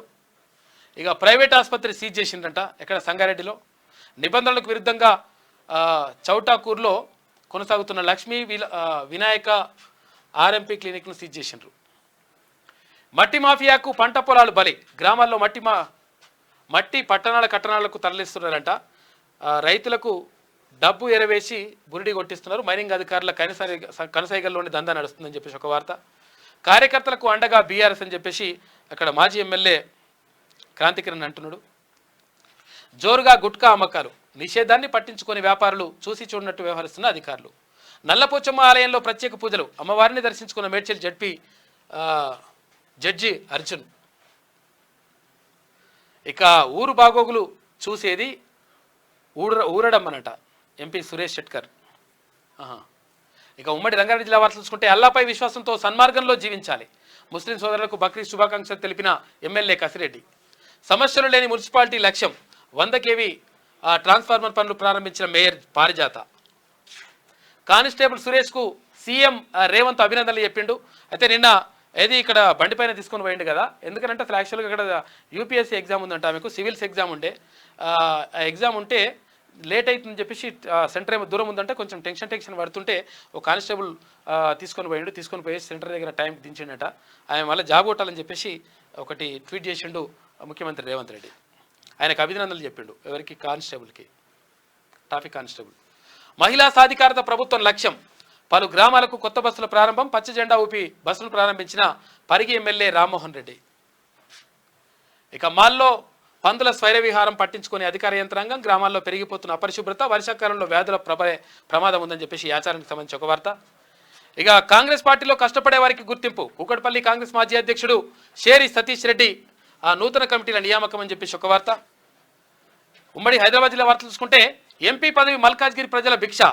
సమస్యల పరిష్కారం కోసం ఎక్కడికైనా పోతా. చెరువుల పరిరక్షణ బాధ్యత నాదే. సఫిల్గూడ మినీ ట్యాంక్ బండ్పై MP Etela Rajender morning walk చేసిందట. ఇక వాల్టా చట్టానికి తూట్లు. అక్రమ నీటి వ్యాపారం గతంలో చర్యలు తీసుకున్న వ్యాపారులు బేఖాతరంట. ఇక వాహనదారులు సంయమనంతో వ్యవహరించాలి. CR Nagar traffic CI Saidulu. ప్రజలకు ఇబ్బందులు కలగకుండా చర్యలు నార్సింగి మున్సిపల్ చైర్పర్సన్ నాగపూర్ణ శ్రీనివాస్. ఇక మంచిర్యాలలో 3 ఫేజ్ విద్యుత్ లైన్ పనులు ప్రారంభించారు. అరగంట వర్షానికి 2 కిలోమీటర్ల ట్రాఫిక్ జామ్ అయింది. అభివృద్ధి అంటే ఇదేనా అంటూ నగరవాసుల సెటైర్లు. మీర్పేట్ మున్సిపల్ కార్పొరేషన్ తీరే సపరేట్ అంట. అనుభవం లేని కాంట్రాక్టర్లకు పనులు ప్రజాధనం దుర్వినియోగం అవుతా ఉందని చెప్పి ఒక వార్త. అక్రమాలు నీటి పరీక్షలను రద్దు చేయాలి. ఇవాల్టి లిబర్టీ నుంచి అంబేద్కర్ విగ్రహం వరకు స్టూడెంట్ మార్చి ఉంటుందంట. కేంద్ర మంత్రులు కిషన్ రెడ్డి, బండి సంజయ్ల నివాసాలు ముట్టడిస్తామని చెప్పేసి విద్యార్థి యువజన సంఘాలు హెచ్చరిస్తున్నాయి. ఇక ఉమ్మడి పాలమూరు జిల్లా వార్తలు చూసుకుంటే ప్రైవేట్ దోపిడీ. ప్రైవేటు పాఠశాలల్లో అధిక ఫీజులు, ప్రభుత్వం చెప్పినా పట్టింపు లేని వైనం. అనుమతులు లేకుండా పాఠశాలల కొనసాగింపు పట్టించుకొని అధికారులు. ఎంఈఓ నిర్లక్ష్యపు సమాధానం చెప్పిందని చెప్పేసి ఒక వార్త కనిపిస్తూ ఉంది. ఇది కల్వకుర్తికి సంబంధించిన ఒక్క వార్తనే కాదు, ఇక్కడ రాష్ట్ర వ్యాప్తంగా ప్రైవేటు పాఠశాలలు, ప్రైవేటు విద్యా సంస్థలు ఇష్టం వచ్చినట్టుగా, జూనియర్ కాలేజీలు, డిగ్రీ కాలేజీలు ఇష్టం వచ్చినట్టుగా దోపిడీకి పాల్పడుతూ ఉన్నాయి.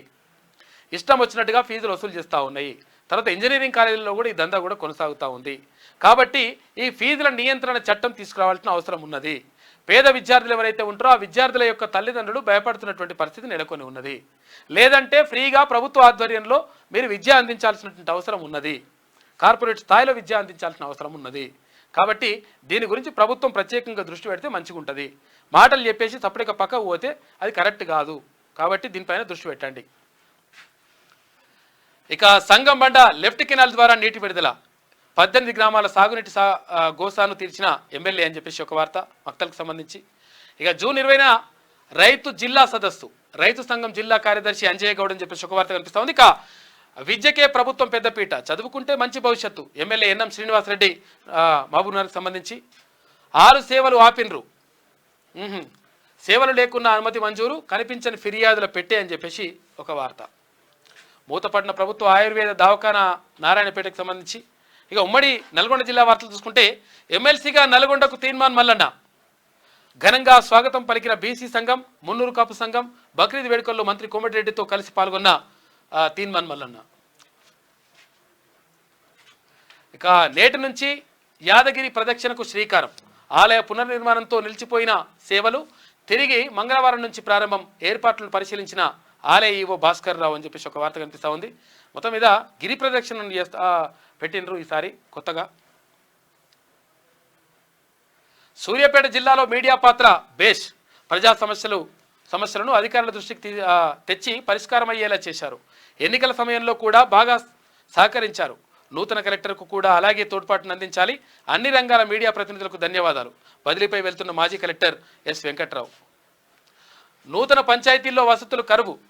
అద్దె భవనాల్లోనే పంచాయతీ కార్యాలయాలు. రేషన్ సరుకులకు 3 కిలోమీటర్లు నడవాల్సిన పరిస్థితి.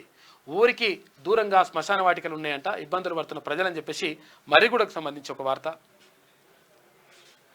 ఇక జర్నలిస్ట్ రైతుల మృతిపై మంత్రి ఉత్తమ్ దిగ్భ్రాంతి వ్యక్తం చేసిండు. ప్రజా సమస్యలపై అనేక పోరాటాలు చేశారు. తిరుమల నుంచి సంతాపం తెలియజేసిన ఉత్తమ్ దంపతులు అని చెప్పేసి ఒక వార్త కనిపిస్తూ ఉంది. ఇక ఉమ్మడి వరంగల్ జిల్లా వార్తలు చూసుకుంటే ధరణి పంచాయతీలు, పోలీస్ స్టేషన్ల చుట్టూ ప్రదక్షిణలు చేస్తున్న బాధితులు. ఏళ్లు గడిచిన ఠాణాల్లో దక్కని న్యాయం. తన రికార్డు కోల్పోయిన రైతులు న్యాయం చేయడానికి కమిషన్లు అడుగుతున్న పోలీసులు. ఆదేశాలు బేఖాతరు చేస్తున్న కొందరు పోలీసులు. దిక్కుతోచని స్థితిలో మనోధైర్యాన్ని కోల్పోతున్న బాధితులు. ధరణి తెచ్చిన దరిద్రం ఇట్లున్నది. అక్రమంగా కూల్చేసిన తాటి చెట్లు. ఘటనా స్థలానికి చేరుకొని పరిశీలిస్తున్న ఎక్సైజ్ పోలీసులు అని చెప్పేసి ఒక వార్త కనిపిస్తూ ఉంది. ఇది చెట్లు కూల్చడం ఇది నేరం, అది దీనికి కేసులు ఉంటాయి. అంతర్జాతీయ వేద జ్యోతిష్య సమ్మేళనంకు ఆహ్వానం. జ్యోతిష్య వాస్తు బ్రహ్మ శ్రవణ్ శాస్త్రికి దక్కిన గౌరవం అంట. దేశ రక్షణలో ఆర్మీ జవాన్ల పాత్ర కీలకమని చెప్పేసి ఒక వార్త. ప్రశ్నార్థకంగా కొండాయి గ్రామం, ఏటూరు నగరం దగ్గర. ఇక ఉమ్మడి ఖమ్మం జిల్లా వార్తలు చూసుకుంటే జర్నలిస్టులకు ఇండ్ల స్థలాలు ఇచ్చింది కాంగ్రెస్తే, ఇచ్చేది కాంగ్రెస్తే. డిప్యూటీ సీఎం మల్లు భట్టి విక్రమార్క అంటా ఉన్నారు. జర్నలిస్టులు చాలా కాలంగా ఎదురు చూస్తూ ఉన్నారు. మీకు డబుల్ బెడ్రూమ్లు సరిపోవు, మీకు 3 బెడ్రూమ్లు కట్టిస్తా అని చెప్పిండు కాక. ఎవరు 2015లోనే ఇక్కడ TUWJ మీటింగ్ పెడితే హైదరాబాద్లో చెప్పిండు. ఎవరు? కేసీఆర్ చెప్పిండు. దాని కనీసం ఇక జర్నలిస్టు గురించి పట్టించుకునేది లేదు, జర్నలిస్టు గురించి మాట్లాడింది లేదు, ఆగం చేసిపోయిండు. కాబట్టి ఇప్పుడున్నటువంటి ప్రభుత్వమైనా 100% జర్నలిస్టుల పక్షాన నిలవాలి. తర్వాత జర్నలిస్టులకు ఇండ్లు లేని జర్నలిస్టులకు ఇండ్లు, తర్వాత వాళ్ళకు అంటే ఆరోగ్య భద్రత కానీ, తర్వాత ఇప్పుడు ఆల్రెడీ హెల్త్ కార్డులు ఉన్నాయి, కాకపోతే అవి పనిచేస్తలేవు. వాటన్నిటిని కూడా దానిపైన దృష్టి పెట్టాల్సిన అవసరం ఉన్నది. జర్నలిస్టుల సమస్యలు పరిష్కరించాల్సిన అవసరం ఉంది. ఎందుకంటే ఏదైనా ప్రభుత్వం గద్దెనెక్కాలంటే, గద్దె దించాలంటే కూడా జర్నలిస్టుల పాత్ర కీలకం కాబట్టి జర్నలిస్టుల కోసం పనిచేయాల్సిన బాధ్యత కూడా ప్రభుత్వం పైన ఉంటుంది. అది చూడండి. ప్రధాని దిష్టిబొమ్మ దగ్ధం, నీట్ అవకతవకలపై సమాధానం ఇవ్వాలి. లక్షలాది మంది విద్యార్థుల భవిష్యత్ ప్రమాదంలో పడినా పట్టించుకోని కేంద్రం. ఇక PDSU ఖమ్మం జిల్లా అధ్యక్ష ప్రధాన కార్యదర్శులు లక్ష్మణ్ వెంకటేష్ అంట. ఇక ఖమ్మం ఏరియా నూతన అధ్యక్ష కార్యదర్శులుగా కొత్త నియామకాలు జరిగినాయంట IFTU సంబంధించి. ఇక స్పోర్ట్స్ వార్తలు చూసుకుంటే నేపాల్ చిత్తు సూపర్ 8కి బంగ్లా 21 పరుగుల తేడాతో బంగ్లాదేశ్ విక్టరీ. టోర్నీ నుంచి నిష్క్రమించిన నేపాల్. గ్రూప్ డి నుంచి సఫారీతో పాటు సూపర్ 8కి బంగ్లాదేశ్ వచ్చింది. ఈ నెల 22న టీమిండియాతో బంగ్లాదేశ్ డి అంట. ముగిసిన లీగ్ మ్యాచ్లు రేపటి నుంచి అసలైన మజా ఉంటుందంట. అఫీషియల్గా ఖరారైన సూపర్ 8 టీంలు గ్రూప్ 1లో భారత్, ఆస్ట్రేలియా, ఆఫ్ఘాన్, బంగ్లా. గ్రూప్ 2లో south Africa, Windies, US, England. రేపటి నుంచి ఈ నెల 25 వరకు సూపర్ 8 ఫైట్స్ ఉంటాయంట. క్రికెట్ అభిమానులకు ఇక అసలైన మజా షురు అవుతుందంట. ఇక సుమిత్ సంచలనం, అత్యుత్తమ ర్యాంకు సొంతం చేసుకున్నాడంట సుమిత్, కంగ్రాచులేషన్స్. ఇక మూవీ వార్తలు చూసుకుంటే క్రషింగ్ స్మైల్ అంట. రష్మిక క్యూట్ స్మైల్కి ఫ్యాన్స్ ఫిదా అయిపోతున్నారంట.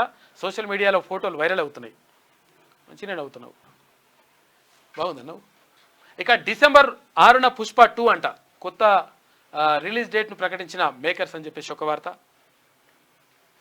ఇక ఫ్యాషన్ ట్రెండ్, ఫ్లోరల్ డ్రెస్లో తాప్సీ గ్లామర్ ట్రీట్ అని చెప్పేసి ఒక వార్త కనిపిస్తూ ఉంది. ఇక ఫ్లిప్కార్ట్ గ్లామ్ ఆఫ్ ఈవెంట్లో అందాల ఆరబోతా అంటే ఇట్లా ఆరబోసిన ఏం ఆరబోస్తారు ఆరబోసిన ఇట్లా సినిమా వార్తలు చాలా డిఫరెంట్ ఉంటాయి. మాస్ మహారాజు మిస్టర్ బచ్చన్, తర్వాత గ్లింప్స్ అదుర్స్ అంట. రవితేజ మాస్ యాక్షన్ బెదుర్స్ అని చెప్పేసి ఒక వార్త.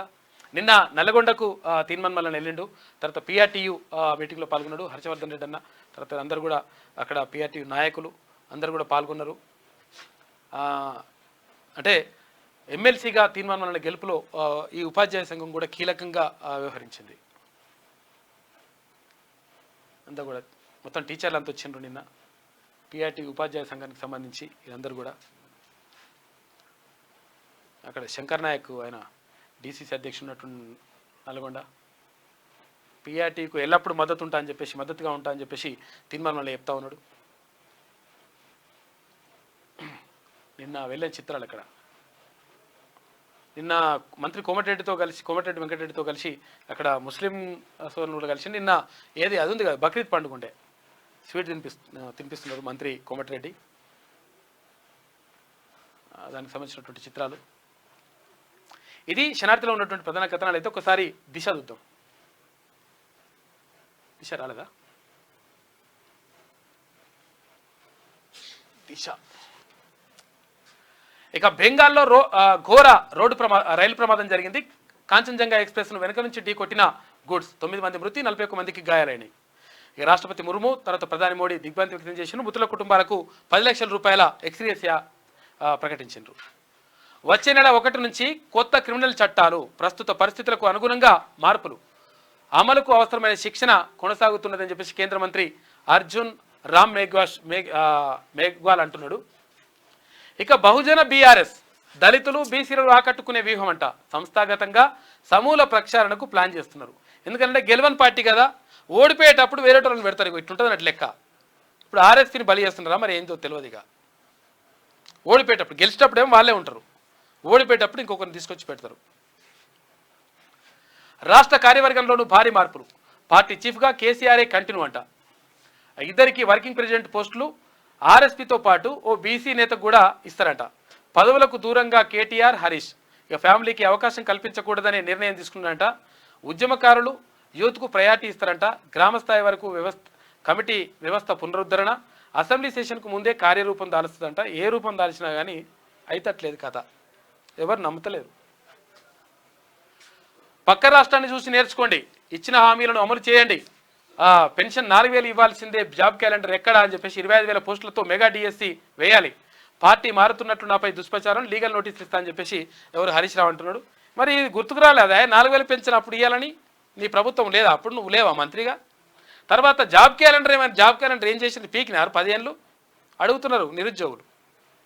ఇక 25,000 పోస్టులతో మెగా డిఎస్ చేయాలంటున్నావు. 5,089 పోస్టులు వేసి ఎయిర్రా నాయన అంటే రోడ్డు మీదకి వస్తే మరి ఒక్కటి మేము పెంచుతున్నాము, మరి 1000 పోస్టులు పెంచుతున్నాం అని చెప్పకపోతే ఇప్పుడు 11,000 పోస్టులు ఆల్రెడీ వేస్తుంటే మళ్ళీ ఇంకా 25,000 వేస్తారు, ఉంటే వేస్తారు. 100% జాబ్ క్యాలెండర్ ప్రకటిస్తున్నారు, ఇంక ప్రకటించేసారు.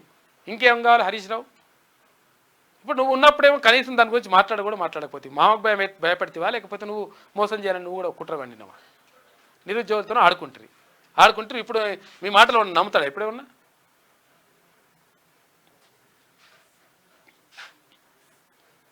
ఇక నామినేటెడ్ మార్పులు, పాత లిస్టులో సగానికి పైగా పేర్లు చేంజ్ చేస్తున్నారంట. లోక్సభ ఎన్నికల ఫలితాలే కారణం. పదవులు ఇచ్చినా పని చేయలేదనే భావన ఉన్నదంట కొంత మీద. అందుకని నామినేటెడ్ పోస్టులు ఎవరైతున్నాయో ఆ పోస్టులు పీక్ పడేస్తున్నాడు. కొన్ని జిల్లాల వారీగా మంత్రుల నుంచి ఫీడ్బ్యాక్, సుదీర్ఘ రివ్యూ తర్వాత రేవంత్ డిసిషన్ తీసుకుంటున్నారు. కష్టపడిన వారికి అవకాశం ఇవ్వాలని నిర్ణయం తీసుకుంటున్నారు. లోక్సభ ఎన్నికల ముందు 37 మందితో ప్రకటించిన కార్పొరేషన్ చైర్మన్ల లిస్టులో భారీగా మార్పులు చోటు చేసుకుంటున్నట్టు టాక్. జాబితాలో పేరున్న వారిలో మెజారిటీ లీడర్లు లోక్సభ ఎన్నికల్లో సీరియస్గా పనిచేయలేదనే విమర్శలు రావడంతో అలాంటి వారికి షాక్ ఇవ్వాలని రేవంత్ రెడ్డి నిర్ణయించినట్టుగా తెలుస్తూ ఉంది. ఇక ఇవాటి నుంచే బడ్జెట్ రివ్యూలు, అగ్రికల్చర్తో ప్రియారిటీ మీటింగ్స్ స్టార్ట్ చేస్తున్నారు. ఈ నెల 27 వరకు సమీక్షలు కంటిన్యూ చేస్తారు. ఫుల్ బడ్జెట్లో చేసే కేటాయింపులపై అన్ని డిపార్ట్మెంట్లలో డిప్యూటీ సీఎం డిస్కషన్ జరుపుతున్నారట. ఇక ఏపీ ఆలోచనలు తెలంగాణలో ఎందుకు అని చెప్పేసి అక్కడ మంత్రి శ్రీధర్ బాబు అంటా ఉన్నారు. వాస్తవమే కదా, మరి ఏపీ ఆలోచనలు ఎందుకు వచ్చినాయి హరీష్ రావుకు? అప్పుడున్నప్పుడు నువ్వేం చేసినావే? ఏం బీకిరు 10 ఏళ్ళు జాబ్ క్యాలెండర్ వేయకపోతుంది కదా, మరి 25,000 ఇవాళ ఏది డిఎస్సీ వేయాలంటున్నావు, మరి అప్పుడేం చేసినారు? అరే మొరో మొత్తుకొని మొత్తం రోడ్డు మీదకి వస్తే వాళ్ళని తీసుకొని కేసులు పెట్టారు కదా ఉపాధ్యాయ అభ్యర్థులు ఎవరైతే డిఎస్సీ వేయాలని చెప్పి కోరితే. ఇప్పుడు వేస్తున్నది ప్రభుత్వము. ఇక ఇక్కడి ప్రజల ఆలోచనలు అమలు చేస్తాం. చంద్రబాబు పేరు ప్రస్తావించారంటే హరీష్ రావు పరిస్థితి అర్థమవుతున్నది. ఈ ఆశా వర్కర్ల గురించి మాట్లాడే హక్కు ఆయనకు లేదు. త్వరలో జాబ్ క్యాలెండర్ రిలీజ్ చేస్తామని చెప్తా ఉన్నారు మంత్రి శ్రీధర్ బాబు. శాంతి భద్రతల విషయంలో ప్రభుత్వం సీరియస్గా ఉందని చెప్పేసి ఆయన అంటున్నాడు. ఇక విద్యార్థుల బ్యాగులు చెక్ చేయండి, వారి లాకర్లను సైతం మత్తు పదార్థాలు గుర్తిస్తే సమాచారం ఇవ్వండి. యాంటీ డ్రగ్స్ కమిటీలు అప్రమత్తంగా ఉండాలి. రిటైర్డ్ పోలీస్ అధికారులను నియమించుకుంటే బెటర్ అని చెప్పేసి, డ్రగ్స్ దొరికితే గోప్యంగా సదరు స్టూడెంట్స్ వివరాలు ఉంచాలి. Anti narcotic bureau director Sandeep Shandilya ఇక స్కూల్ కాలేజీ యాజమాన్యాలకు సూచనలు ఇస్తూ ఉన్నారంట. ఇగో ఈ నెంబర్కు కాల్ చేయండి. ఎవరికి ఒకవేళ ఈ పిల్లల దగ్గర కానీ లేకపోతే ఇక్కడ డ్రగ్స్ ఎక్కడ కనిపిస్తే 87-126 71111 87-126 71111 నెంబర్కి టోల్ ఫ్రీ నెంబర్కి కాల్ చేయండి. ఆ నెంబర్కి కాల్ చేసి చెప్పండి ఎవరైనా డ్రగ్స్ అమ్ముతుంటే కానీ కొంటుంటే కానీ ఇక్కడ ఏమైనా ఉంటాయి, లేకపోతే డేంజర్ అయిపోతుంది, ప్రమాదంలో పడుతుంది సమాజమే, ఒక్కరిది కాదు అది కథ. రాయ్బరేలీ నుంచే రాహుల్ కంటిన్యూ, వయనాడు స్థానానికి త్వరలో రాజీనామా. ఉప ఎన్నికలో ప్రియాంక పోటీ. ఇక ఖర్గే అధ్యక్షతన భేటీలో నిర్ణయం తీసుకున్నారంట. ఛత్తీస్గఢ్ విద్యుత్ కొనుగోలుతో నష్టమే. లాస్ అంచనా 6,000 కోట్ల రూపాయల పైనే ఉంటుందంట. ఇప్పటి వరకు 1,000 కోట్ల రూపాయల పెండింగ్. ఒప్పందంతో యూనిట్ ధర 303 రూపాయల 90 పైసలు మాత్రమే. చివరకు ₹5.64 చేరుకున్నది. వడ్డీలతో కలిపి రాష్ట్రంపై 3,000 కోట్ల రూపాయల అదనపు భారం పడ్డదంట. ఇక సీనియర్ ఐపీఎస్ల బదిలీ. 2-3 రోజుల ఉత్తర్వులు, కొలిక్కి వచ్చిన డ్రాఫ్ట్ లిస్ట్ అంట. ప్రిన్సిపల్ సెక్రటరీలు, తర్వాత హెచ్ఓడీలపై ఫోకస్. సిన్సియర్ ఆఫీసర్లు కీలక బాధ్యతలు, పరిపాలనను గాడిలో పెట్టే ప్లాన్లో సీఎం ఉన్నాడంట. రాష్ట్రంలో 28 మంది ఐపీఎస్ల ట్రాన్స్ఫర్.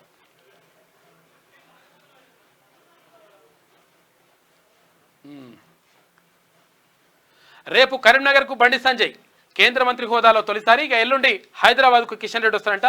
అదే రోజు స్టేట్ ఆఫీస్కు 2 కూడా వస్తున్నారు కేంద్ర మంత్రులు. ఇక తెలంగాణ గవర్నర్గా అశ్విని కుమార్ చౌబే, కర్ణాటకకు మాజీ సీఎం కిరణ్ కుమార్ రెడ్డి. దేశవ్యాప్తంగా త్వరలోనే గవర్నర్ల మార్పు. కేంద్ర ప్రభుత్వం రంగం సిద్ధం చేస్తుందట. ఇక నగరంలో కుండపోత, లోతట్టు ప్రాంతాల్లో రోడ్లన్నీ జలమయం. ఇక రాష్ట్రంలో మరో 3 రోజులు వానలు ఉంటాయంట. అప్రమత్తంగా ఉండాలని వాతావరణ శాఖ హెచ్చరిస్తూ ఉంది. కాంగ్రెస్లోకి బీఆర్ఎస్ ఎల్పీ వచ్చే నెల 2వ వారంలోగా విలీనం చేయాలని చెప్పేసి భావిస్తూ ఉన్నారు.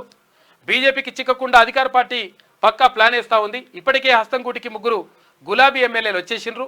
ఇక ఇవాళనో రేపో చేరేందుకు మరొకరు సిద్ధంగా ఉన్నారట. ఇక అసెంబ్లీ సెషన్కు ముందే అంతా పూర్తయ్యేల వ్యూహం.